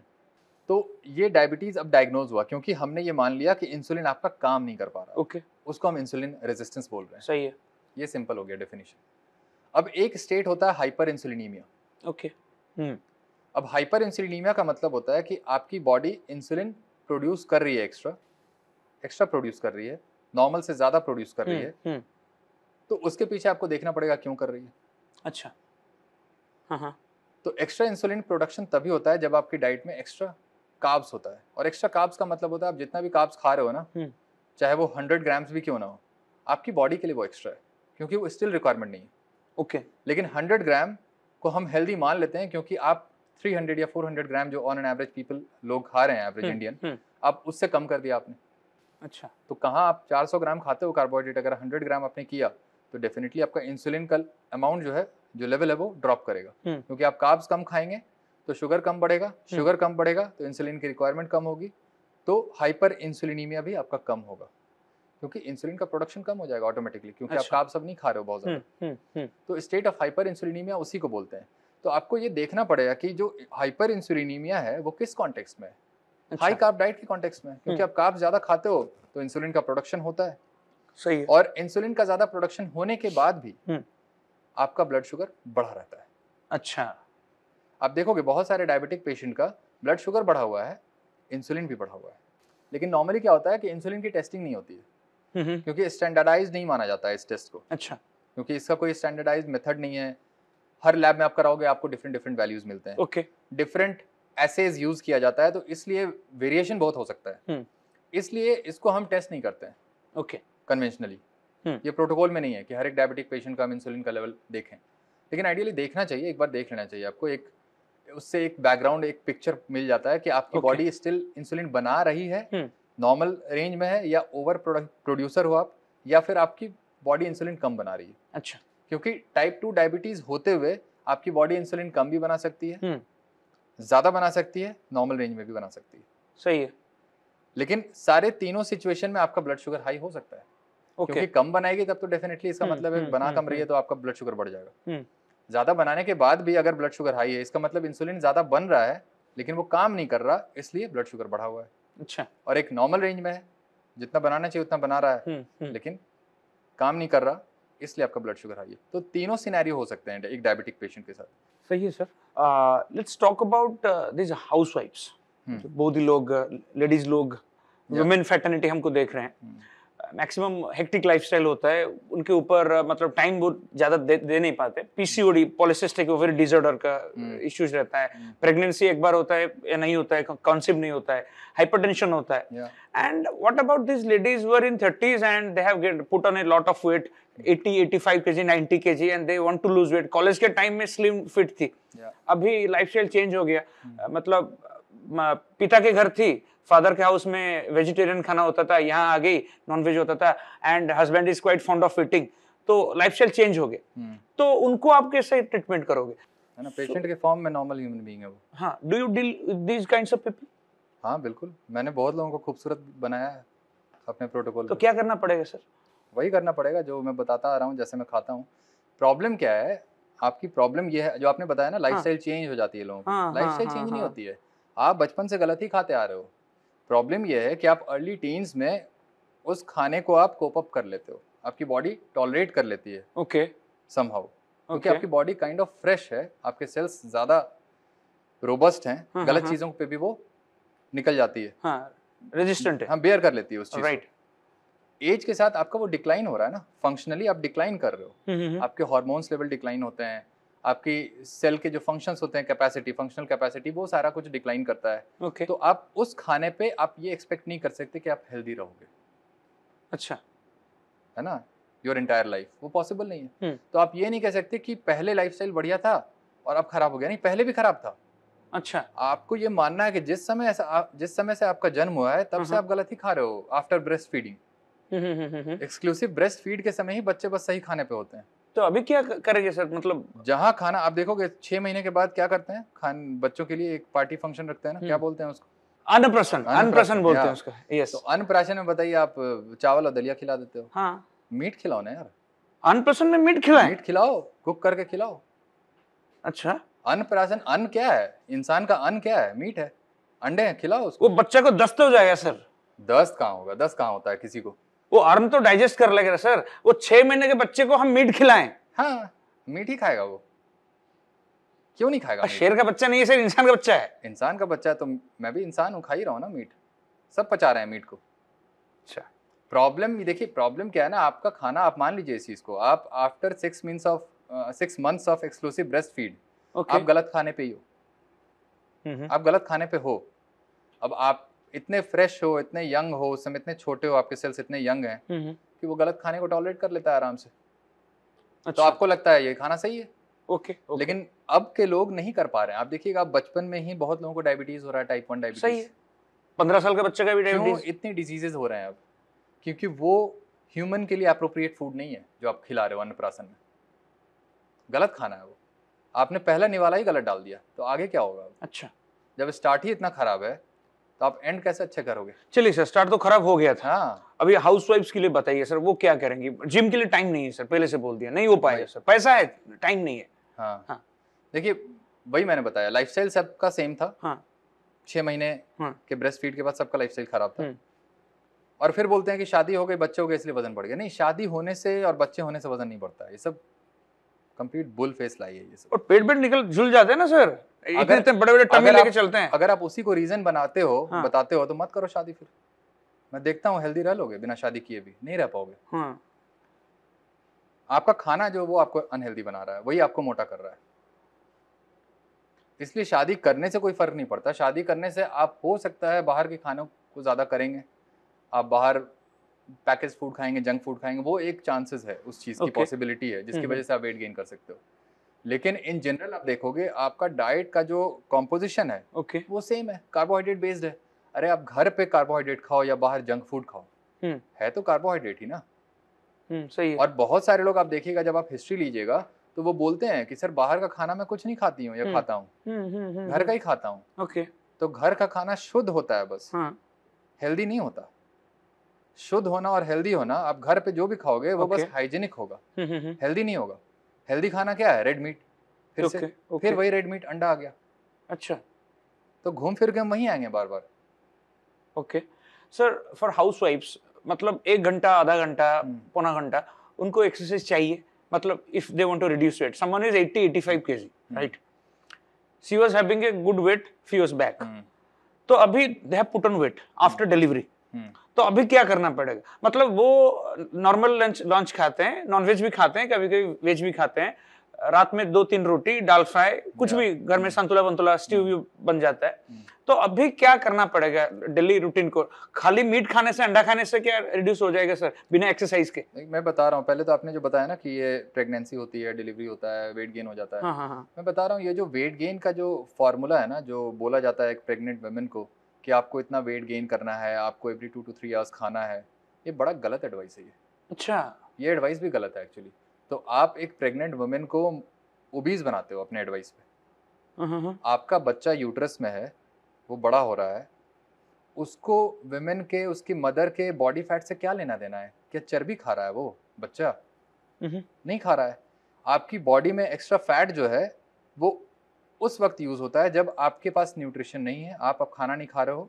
अच्छा, तो आपकी बॉडी जब फैट को यूज करेगी, वो अल्टीमेटली यूज करेगा बच्चा भी आपका। तो वैसा सिचुएशन कहाँ आता है कि आपको खाना नहीं मिल रहा है, उसके लिए आपको एक्स्ट्रा वेट उतना रखना है, तो आप अपनी बॉडी को अनहेल्दी कर देते हो। ये बोल के कि प्रेगनेंसी में एटलीस्ट 12 से 15 kg गेन तो होना चाहिए। ये सब गलत है। ये सब उतना वेट गेन करने की जरूरत नहीं है। और वो गेन नॉर्मली इसलिए माना जाता है उसको क्योंकि आप हाई कार्ब डाइट पे होते हो अगेन। अच्छा, और हाई कार्ब डाइट पे आप गेन करोगे क्योंकि प्रेगनेंसी एक ऐसा स्टेट होता है जिसमें इंसुलिन काम नहीं करता अच्छे से, इंसुलिन रेजिस्टेंस जिसको हम बोलते हैं। तो जब भी इंसुलिन काम नहीं करेगा तो फैट गेन बढ़ेगा आपका। अच्छा, इसलिए प्रेग्नेंट वुमेन बहुत आसानी से फैट गेन करती हैं। और लोगों को लगता है कि वो नर्चरिंग मदर है, वेट गेन हो रहा, बड़ा हेल्दी है। नहीं है हेल्दी वो, इतना गेन करना अच्छा नहीं है। वेट गेन होगा, डेफिनेटली होगा, मैं डिनाई नहीं कर रहा हूँ, लेकिन जिस रेंज में लोग गेन करते हैं 20 से 25 किलो कुछ लोग गेन कर लेते हैं, सही है, अनहेल्दी हो गया वो। ओके, और उसका फिर कॉम्प्लिकेशन भी हो जाता है। लेकिन डॉक्टर कभी नहीं बोलता कि ये ज्यादा आपका वेट गेन हो गया, ओके, क्योंकि डॉक्टर उसी डॉगमा में, उसी बिलीफ सिस्टम का पार्ट है। वो चैलेंज नहीं करता किसी डॉगमा को। और जब भी कॉम्प्लिकेशन होता है तो कहता है कि ऐसा ऐसा हो गया, अब हमें सिजेरियन करना पड़ेगा, नॉर्मल डिलीवरी नहीं हो सकती। तो उनको पता नहीं, ये सारा मेटाबॉलिक इशू चल रहा होता है सालों से। अच्छा। तो आपको न्यूट्रिशन लेना था। न्यूट्रिशन आपको मिल जाता है रेड मीट से, अंडे से। कुछ लोगों को वॉमिटिंग होती है फर्स्ट ट्राइमेस्टर में, जो फर्स्ट 3 months ऑफ प्रेगनेंसी होता है ना, उसमें नोजिया वॉमिटिंग होता है, राइट। तो अगर आपको उस वक्त खाने का मन नहीं करता है मीट और एग्स, आप मत खाइए, कोई दिक्कत नहीं है। लेकिन ऐसा नहीं है कि वो फेज आपके साथ पूरे 9 महीने बना रहेंगे। वो फेज आपका जाएगा तो आप फिर से इंक्लूड कर लीजिए मीट को और एग्स को, और उस फेज में जो भी आपको थोड़ी बहुत भूख है खाने की, आप उस हिसाब से खाना खाइए, कोई दिक्कत नहीं है। आप पूरे 9 महीने गलत खाते हो, इसलिए आपका वेट गेन होता है उस तरह से। नहीं करना है वो सब काम। और फिर गेन हो जाता है और वो पूरी जिंदगी बोलते रहते हो, रोते रहते हो कि बच्चा हो गया तो सिजेरियन हो गया, इसलिए मेरा वेट लूज नहीं हो सकता। ये सब फालतू की चीज है। What is the role of exercise then? Exercise का रोल वेट लॉस में है नहीं, ना के बराबर है। क्या बोल रहे हो सर? हाँ, बता रहा हूँ मैं। हाँ। आप देखिए जिम में जितने लोग भी पर्सनल ट्रेनर होते हैं, जो अपने क्लाइंट्स को ट्रेन करते हैं, उनके सारे क्लाइंट्स पूरे साल एक जैसे ही दिखते हैं। कोई चेंज नहीं आता उनकी बॉडी में। वो टाइम लगता है। हाँ, टाइम इसलिए लगता है, वो पूरी जिंदगी लग जाएगा, टाइम ही नहीं। अच्छा। पूरी जिंदगी लग जाएगा उनका, फिर भी उनका बॉडी कॉम्पोजिशन ठीक नहीं होगा, क्योंकि उनका पर्सनल ट्रेनर को डाइट के बारे में कुछ पता नहीं है, ह्यूमन न्यूट्रिशन मेटाबॉलिज्म को समझते नहीं है पर्सनल ट्रेनर। आज की डेट में पर्सनल ट्रेनर कौन है? जिनके पास कोई जॉब नहीं है, वो 3 से 6 महीने का सर्टिफिकेशन कोर्स कहीं से कर लेते हैं ऑनलाइन, और फिर टी-शर्ट पे पीछे चिपका लेते हैं पीटी। ओके, पर्सनल ट्रेनर हो गए वो। सर आपको एमआर लोग आपके पास नहीं आते हैं, मतलब फॉरेन ट्रिप्स का कुछ ऑफर्स नहीं मिले? एमआर तो तब आएगा ना जब आपका कोई क्लिनिक होगा। आपका क्लिनिक नहीं है क्या सर? मेरा क्लिनिक नहीं है। तो आप बैठते कहाँ हो सर? घर पे। अच्छा अच्छा, ठीक है। अभी I am somehow convinced sir, you are a genuine doctor, clinic अपना घर में है। जेन्युइन? हाँ, इतना जाना नहीं सर, पकड़ के चलते हैं। I am convinced. रियल तो हूँ ना, रियल लग रहा हूँ ना। एक बंदा ये पॉडकास्ट देखने के बाद एड्रेस लेके अंकित से या किसी से भी इंटरनेट से, they will reach Patna and they will search doctor Kishlay का घर कहाँ पर है, वो पहुंच जाएगा सर। और बोलेगा sir I have this problem, I have PCOD, पकड़ के चलिए वो बंदी है, लेडी है, तो she is having obesity, hypertension, PCOD disorder and all. तो how you deal with those patients? मतलब आप कितना टाइम लेते हो? आपका यूजुअली प्रैक्टिस कैसा रहता है? मतलब व्हाट फीस यू चार्ज, वो भी तो जानना जरूरी है ना, कितना चार्ज आप करते हो? ये बताना पड़ेगा अभी, ये जरूरी उतना है नहीं, बट ये थोड़ा पर्सनल है। ठीक है, प्राइवेट रहने दीजिए। पैसा साइड में रखते हैं सर, आपका प्रैक्टिस के बारे में, डायग्नोसिस के बारे में बात करते हैं सर। प्रैक्टिस देखिए ऐसा कुछ है मेरा कि मैं डिजिटली कनेक्ट करता हूँ लोगों से। ओके। अब सोर्स डिजिटल मीडिया का अलग अलग हो सकता है, कोई इंस्टाग्राम से कनेक्ट करता है, कोई डायरेक्टली यूट्यूब के थ्रू, क्योंकि नंबर मैंने अपना दे रखा है, लाइव सेशन करता हूँ उसमें मैंने नंबर डाल रखा है, तो वहां से डायरेक्टली व्हाट्सएप कर देते हैं लोग मुझे। ओके। और फिर मैं बोलता हूँ कि वीडियो कॉल पे कंसल्ट करना है, वीडियो कॉल पे करिए, ऑडियो पे करना ऑडियो पे करेंगे, पर्सनल चॉइस होती है। पेशेंट अगर वीडियो बोलता है तो वीडियो करता हूँ। ओके। और 60 to 90 मिनट्स का ऑलमोस्ट होता है कंसल्टेशन पीरियड, यूजुअली 60 मिनट्स का होता है। अच्छा। और एक पेशेंट को 60 मिनट्स देता हूँ, इसलिए एक दिन में मैं 3 से 4 कंसल्टेशन ज़्यादा करता नहीं हूँ। Okay fine. क्योंकि 4-5 घंटे मुझे लग जाते हैं, थक जाता हूँ मैं बोलते बोलते। फिर उसके बाद लगता है अब नेक्स्ट डे, तो सारे पेशेंट्स क्यू में होते हैं अब। अच्छा। अभी भी बैकलॉग बहुत सारे पेशेंट्स का है जो मैंने अभी तक किया नहीं कंसल्टेशन अभी, क्योंकि 2-3 दिन मैं बिजी रहूंगा। सही है, करेक्ट। तो इसलिए फिर नहीं कर पाऊंगा कंसल्टेशन। ओके। तो सारा बैकलॉग मेरे साथ बना होता है पेशेंट्स का। ओके। मैं पेशेंट्स को बोलता हूँ आप वेट करिए। जैसे होता है ना कि कन्वेंशनल डॉक्टर्स का ओपीडी में भीड़ लगी होती है, नंबर लगता है तो 1 महीने बाद आता है आपका नंबर। तो मेरे साथ भी अब वही सीन हो रहा है घर पे बैठे बैठे। बट तो आपको डेली बेसिस पे मैं सुपरवाइज करता हूँ कि आपको क्या खाना है, क्या नहीं खाना है, आप क्या खा रहे हो, किन चीज़ों को रिमूव करना है डाइट से। तो वो डेली बेसिस पे चलता है। ऐसा नहीं है कि मैंने डाइट प्लान लिख के दे दिया और पेशेंट को बोलता हूँ कि 15 दिनों बाद मिलना। वो सब काम नहीं करता हूँ मैं। अच्छा। वो वर्क नहीं करता वो प्लान, क्योंकि पेशेंट क्या कर रहा है नहीं कर रहा आप देख नहीं रहे हो। सही है। और उस 15 दिनों में उसके साथ कोई प्रॉब्लम होगी और पेशेंट बोलेगा कि सर मुझे ये हो गया, तो आप बस मान के बैठे हो कि अच्छा मैंने जो दिया था उस पर प्रॉब्लम हो गया, तो आप भी फिगर आउट नहीं कर पाओगे कि एक्चुअली इसको क्या हर्ट किया। ओके। इसलिए वो काम नहीं करना होता है। Okay fine. आपको ये करना है कि आपको मेक श्योर करना है कि आपने जो बताया है वो पेशेंट कर रहा है एक्चुअली कि नहीं कर रहा है। तो आपको अपडेट लेना है डेली बेसिस पे, पिक्चर सेंड करवाना है उनसे। So you are connected digitally, right? Exactly. And are your patients happy? If you go in a percentage basis, generally if you answer, कितने percentage patients happy हैं with your diagnosis? मेरे साथ तो almost 100% happy होते हैं, क्योंकि मेरे पास आते ही उस पॉजिटिव माइंडसेट के साथ लोग हैं। अच्छा। मैं तो फिल्टर आउट कर देता हूँ ना, मैं तो पहले ही बोल देता हूँ कि वेजिटेरियन को मैं लेता ही नहीं हूँ। एक बंदा जैन फैमिली से है, ब्राह्मण फैमिली से है, जैसे मैं हूँ। Okay. I am a vegetarian not because I am a Brahmin. I am a vegetarian because I love animals. I want a thali that is free from anger, free from blood, free from any emotions.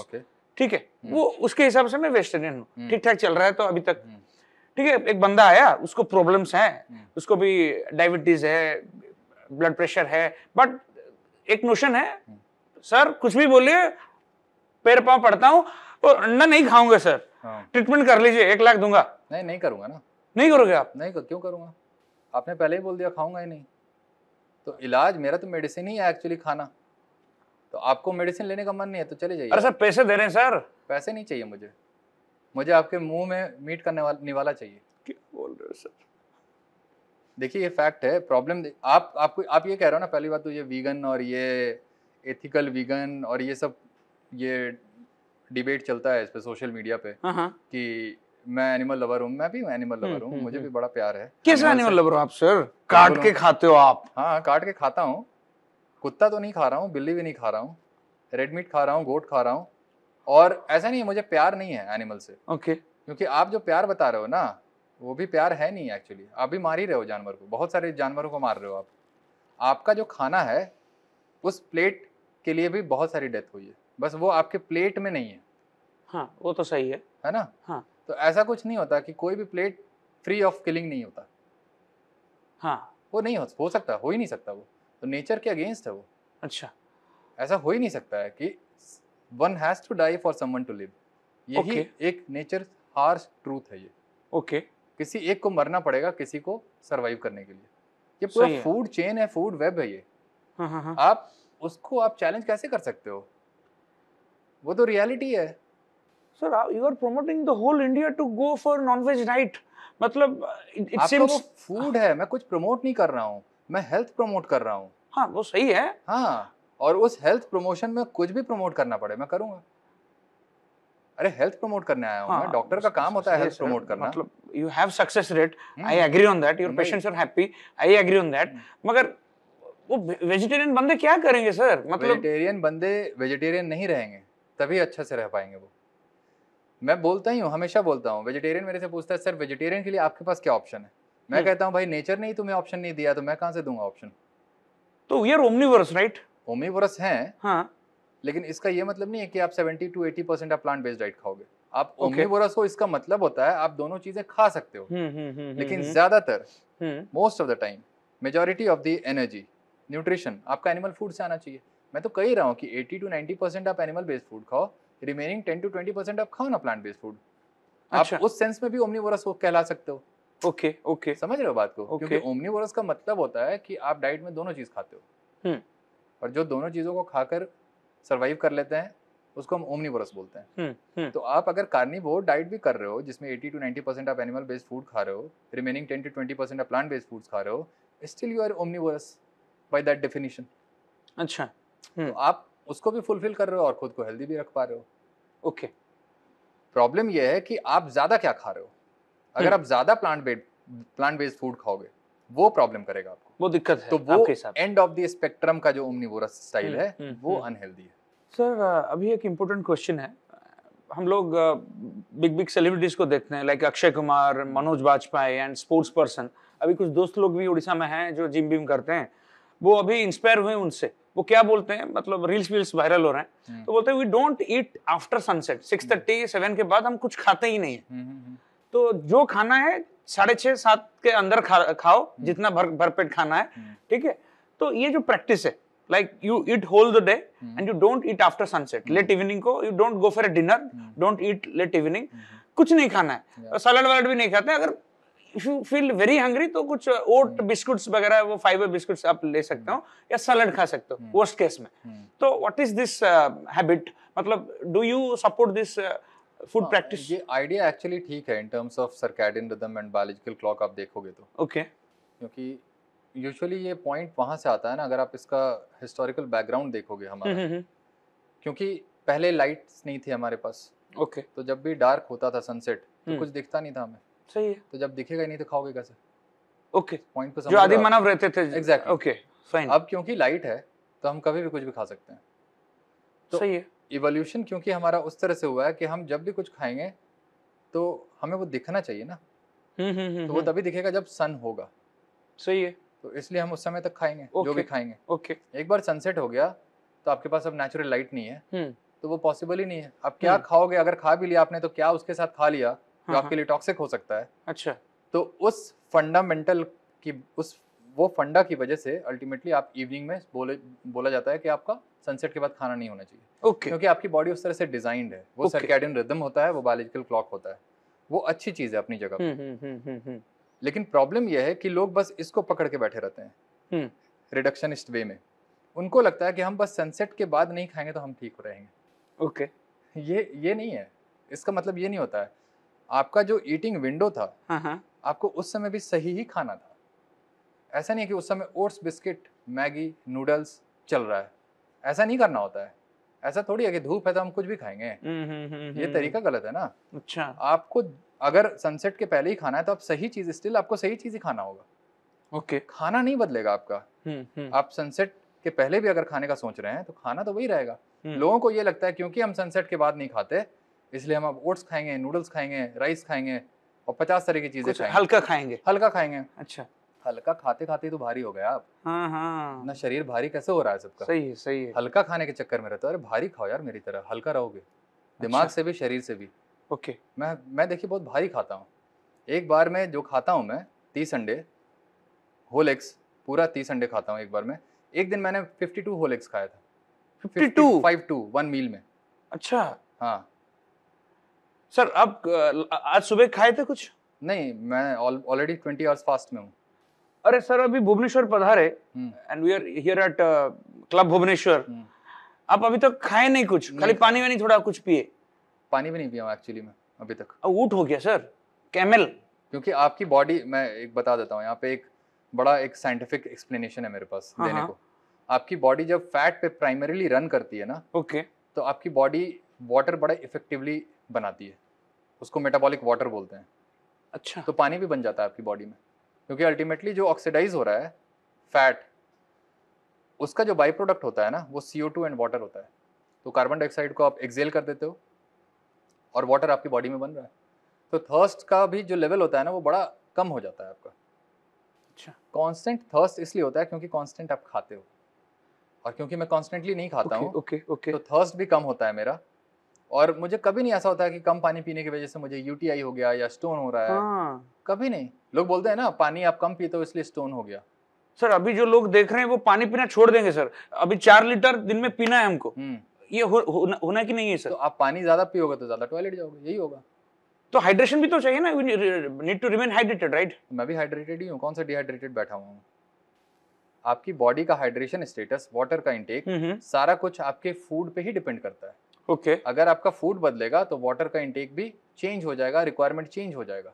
अच्छा सारा कुछ food के context में आपको सोचना है, सारा कुछ कॉन्टेक्सुअल होता है। ओके। कोई जनरल या यूनिवर्सल चीज नहीं है कि हमें 4 लीटर पानी पीना है या 3 लीटर पानी तो पीना कम से कम कितना पीना चाहिए सर?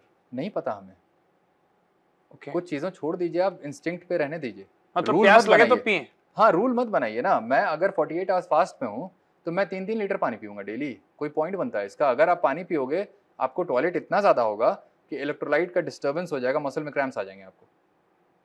तो अगर मैं 72 आवर्स फास्ट पे जा रहा हूँ तो डेफिनेटली मैं पानी कम पीऊंगा, क्योंकि प्यास नहीं लगती है फास्टेड स्टेट में, कम प्यास लगती है आपको। और मैं दिन में एक बार खाता हूँ तो मेरा 20 से 22 घंटे का फास्टिंग रहता है ऑलरेडी। अच्छा जिस 14 से 16 घंटे इंटरमीडिएंट फास्टिंग के लिए लोग स्ट्रगल करते हैं, सोचते हैं कि यार डेली बेसिस पे पूरी लाइफ नहीं हो पाएगा, मैं इसको बना लिया हूँ लाइफस्टाइल। ओके आराम से 22 घंटे का कुछ फर्क ही नहीं पड़ता मुझे। Okay without water, without food आपके साथ पॉडकास्ट कर रहा हूँ अभी। फाइन सर, थोड़ा पर्सनल हो रहा हूँ अभी। अगर शादीशुदा तो नहीं है आप? नहीं। अच्छा, गर्लफ्रेंड है सर? देख के लगता भी नहीं होगा आपको। नहीं सर, गर्लफ्रेंड है। शादीशुदा लोग देख के दिख जाते हैं कि शादीशुदा है। बंदी है सर लाइफ में? वैसे तो बहुत सारी बंदियां हैं। पेशेंस वही है। मेरे को बोलिए सर, अगर भाभी जी आएंगी, हाँ। वो मतलब रबड़ी खाने वाली, ठीक है, और लिट्टी चोखा खाने वाली, उड़ीसा से अगर कोई बंदी पसंद आ भी गई, उड़ीसा के लोग खाते हैं, 4-4 5-5 बार खाते हैं, पखाल वखाल खाते हैं, वो भाभी जी बोलेंगी ये सुनिए, ये आप रखिए, एक बार मैं नहीं खा सकती 20-20 30-30 अंडे, मेरे को तो 4-4 बार खाना है। तो आप भाभी जी को भी बदल डालेंगे क्या? मतलब भाभी जी तो वो अभी है ही नहीं। हाँ, अभी भाभी वो हुई कहाँ है? भाभी तो तब होगी जब मेरी वो बीवी हो जाएगी। हाँ अभी तो बस ऐसे ही चल रहा है, नेगोशिएशन ही चल रहा है कि होना है या नहीं होना है। सर, ये पॉडकास्ट देख के ना ये लड़कियां पटेंगी नहीं सर, मेरे को लग रहा है सर। लड़की नहीं पटाना है ना, अपने बॉडी पे काम करना है। आप अपने आप को जानिए, आप खुद को समझिए। अच्छा, आप आए हैं ना, तो आप पहले खुद को समझिए। आप जिस दिन खुद को समझ गए, आपके पास प्रेम की कमी नहीं होगी। बहुत लोग आएंगे आपको प्रेम करने वाले। चलिए सर, मतलब लाइफ में पहली बार मिल रहा हूँ एक डॉक्टर से, and you are like a big brother to me. अच्छा लगा सर आपसे बात करके। चलिए, कोई बंदा आया 20-25 लाख या कुछ भी बजट होगा पढ़ाई का, and you are working for the humanity, आप भारतवर्ष के लोगों के लिए काम कर रहे हैं, you are visiting different state districts and you are spreading motivation, you are spreading awareness through all this videos. अच्छा लगा सर। अपना अपना नोशन होता है, मांस मच्छी खाए या ना खाए, मतलब आप इतना कमर्शियल नहीं हो, आप भारतवर्ष के लिए काम कर रहे हो, you are young, you are motivating young audience. चलिए, अच्छा लगा सर। ये वीडियो पहुंचना चाहिए। आप कमेंट करो, गाली वाली मत दो, यू राइट क्रिटिकली, आप लॉजिकली। ऐसा नहीं है, ये पढ़े लिखे बंदे हैं, ओरिजिनल डॉक्टर हैं, विद सर्टिफिकेट हैं, and he has a fan base, he has a patient base, and he is healing the industry, he is healing Indians. अपना अपना सोच है, मैं भी वेजिटेरियन हूं। ये पॉडकास्ट के बाद मैं बिल्कुल नॉनवेज नहीं खाने वाला, फिर भी आई बिलीव हिम। प्रैक्टिसेस बदलने चाहिए। क्या बदलने चाहिए? आप ये देखो, शेयर करो, डॉक्टर साहब से बात करो। अगर कोई पेशेंट है घर में जो नॉनवेज खाते हैं तो इंसिस्ट करो, please call him, and I think you will get benefited. अंकित जी, एक और मैं लास्ट में जाते जाते एक स्टेटमेंट देना चाहूंगा। मैं कभी भी ना किसी पे थोपता नहीं हूँ कि आपको ये करना है जी। आप आते हो मेरे पास, मैं आपको इनविटेशन नहीं भेजता हूँ राइट कि आप मेरे से इलाज लो। जब आप आते हो तो मैं अल्टीमेटली एडवाइस वही दूंगा जो आपके लिए वर्क करेगा, वो आपको अच्छा लगे या ना लगे। Right sir. और जिस समय आप रेडी हो जाते हो, मैं रेडी रहता हूँ आपको ट्रीट करने के लिए। तो मैं किसी पे थोप भी नहीं रहा हूँ। एक्चुअली लोग बोलते हैं कि ये सबको मीट खिलाने के लिए वो करता रहता है, नहीं। आप बीमार हो इसलिए मैं बोल रहा हूँ आपको खाने। मैं हेल्दी लोगों को तो कुछ बोल ही नहीं रहा हूँ। सही है सर। हेल्दी लोग तो आते ही नहीं है मेरे पास। करेक्ट करेक्ट है ना। आप जैसे मैं आपको थोड़ी ना बोलूंगा अभी कि आप मीट खाना शुरू करो। You deal with patients, right? मैं पेशेंट्स को डील करता हूँ, ये मेरा पॉइंट है। यस। और अगर प्रॉब्लम ये है कि इंडिया की जनता का आईक्यू इतना कम है कि वो मेरे पॉइंट को समझ ही नहीं पाते, इंटरप्रेट नहीं कर पाते। I can understand sir. नहीं, आप समझ पा रहे हो, आपका आईक्यू बेटर है स्टिल वेजिटेरियन डाइट पे भी। लेकिन मोस्ट ऑफ द लोगों का वेजिटेरियन डाइट पे आईक्यू बहुत लो होता है।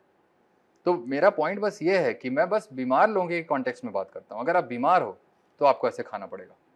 आप ऑलरेडी हेल्दी हो तो आपको जो खाना खाओ, लेकिन जब बीमार पड़ोगे तो मुझे याद करना और मेरी याद आएगी आपको। Fine sir. Eat healthy, drink healthy, think healthy. Right. And thank you for your time. Thank you for your wonderful presence. Thank you so much. May Lord Jagannath bless you, and may modern India gets a better life in the coming days with your diagnosis. Thank you. Thank you for the podcast. Thank you so much.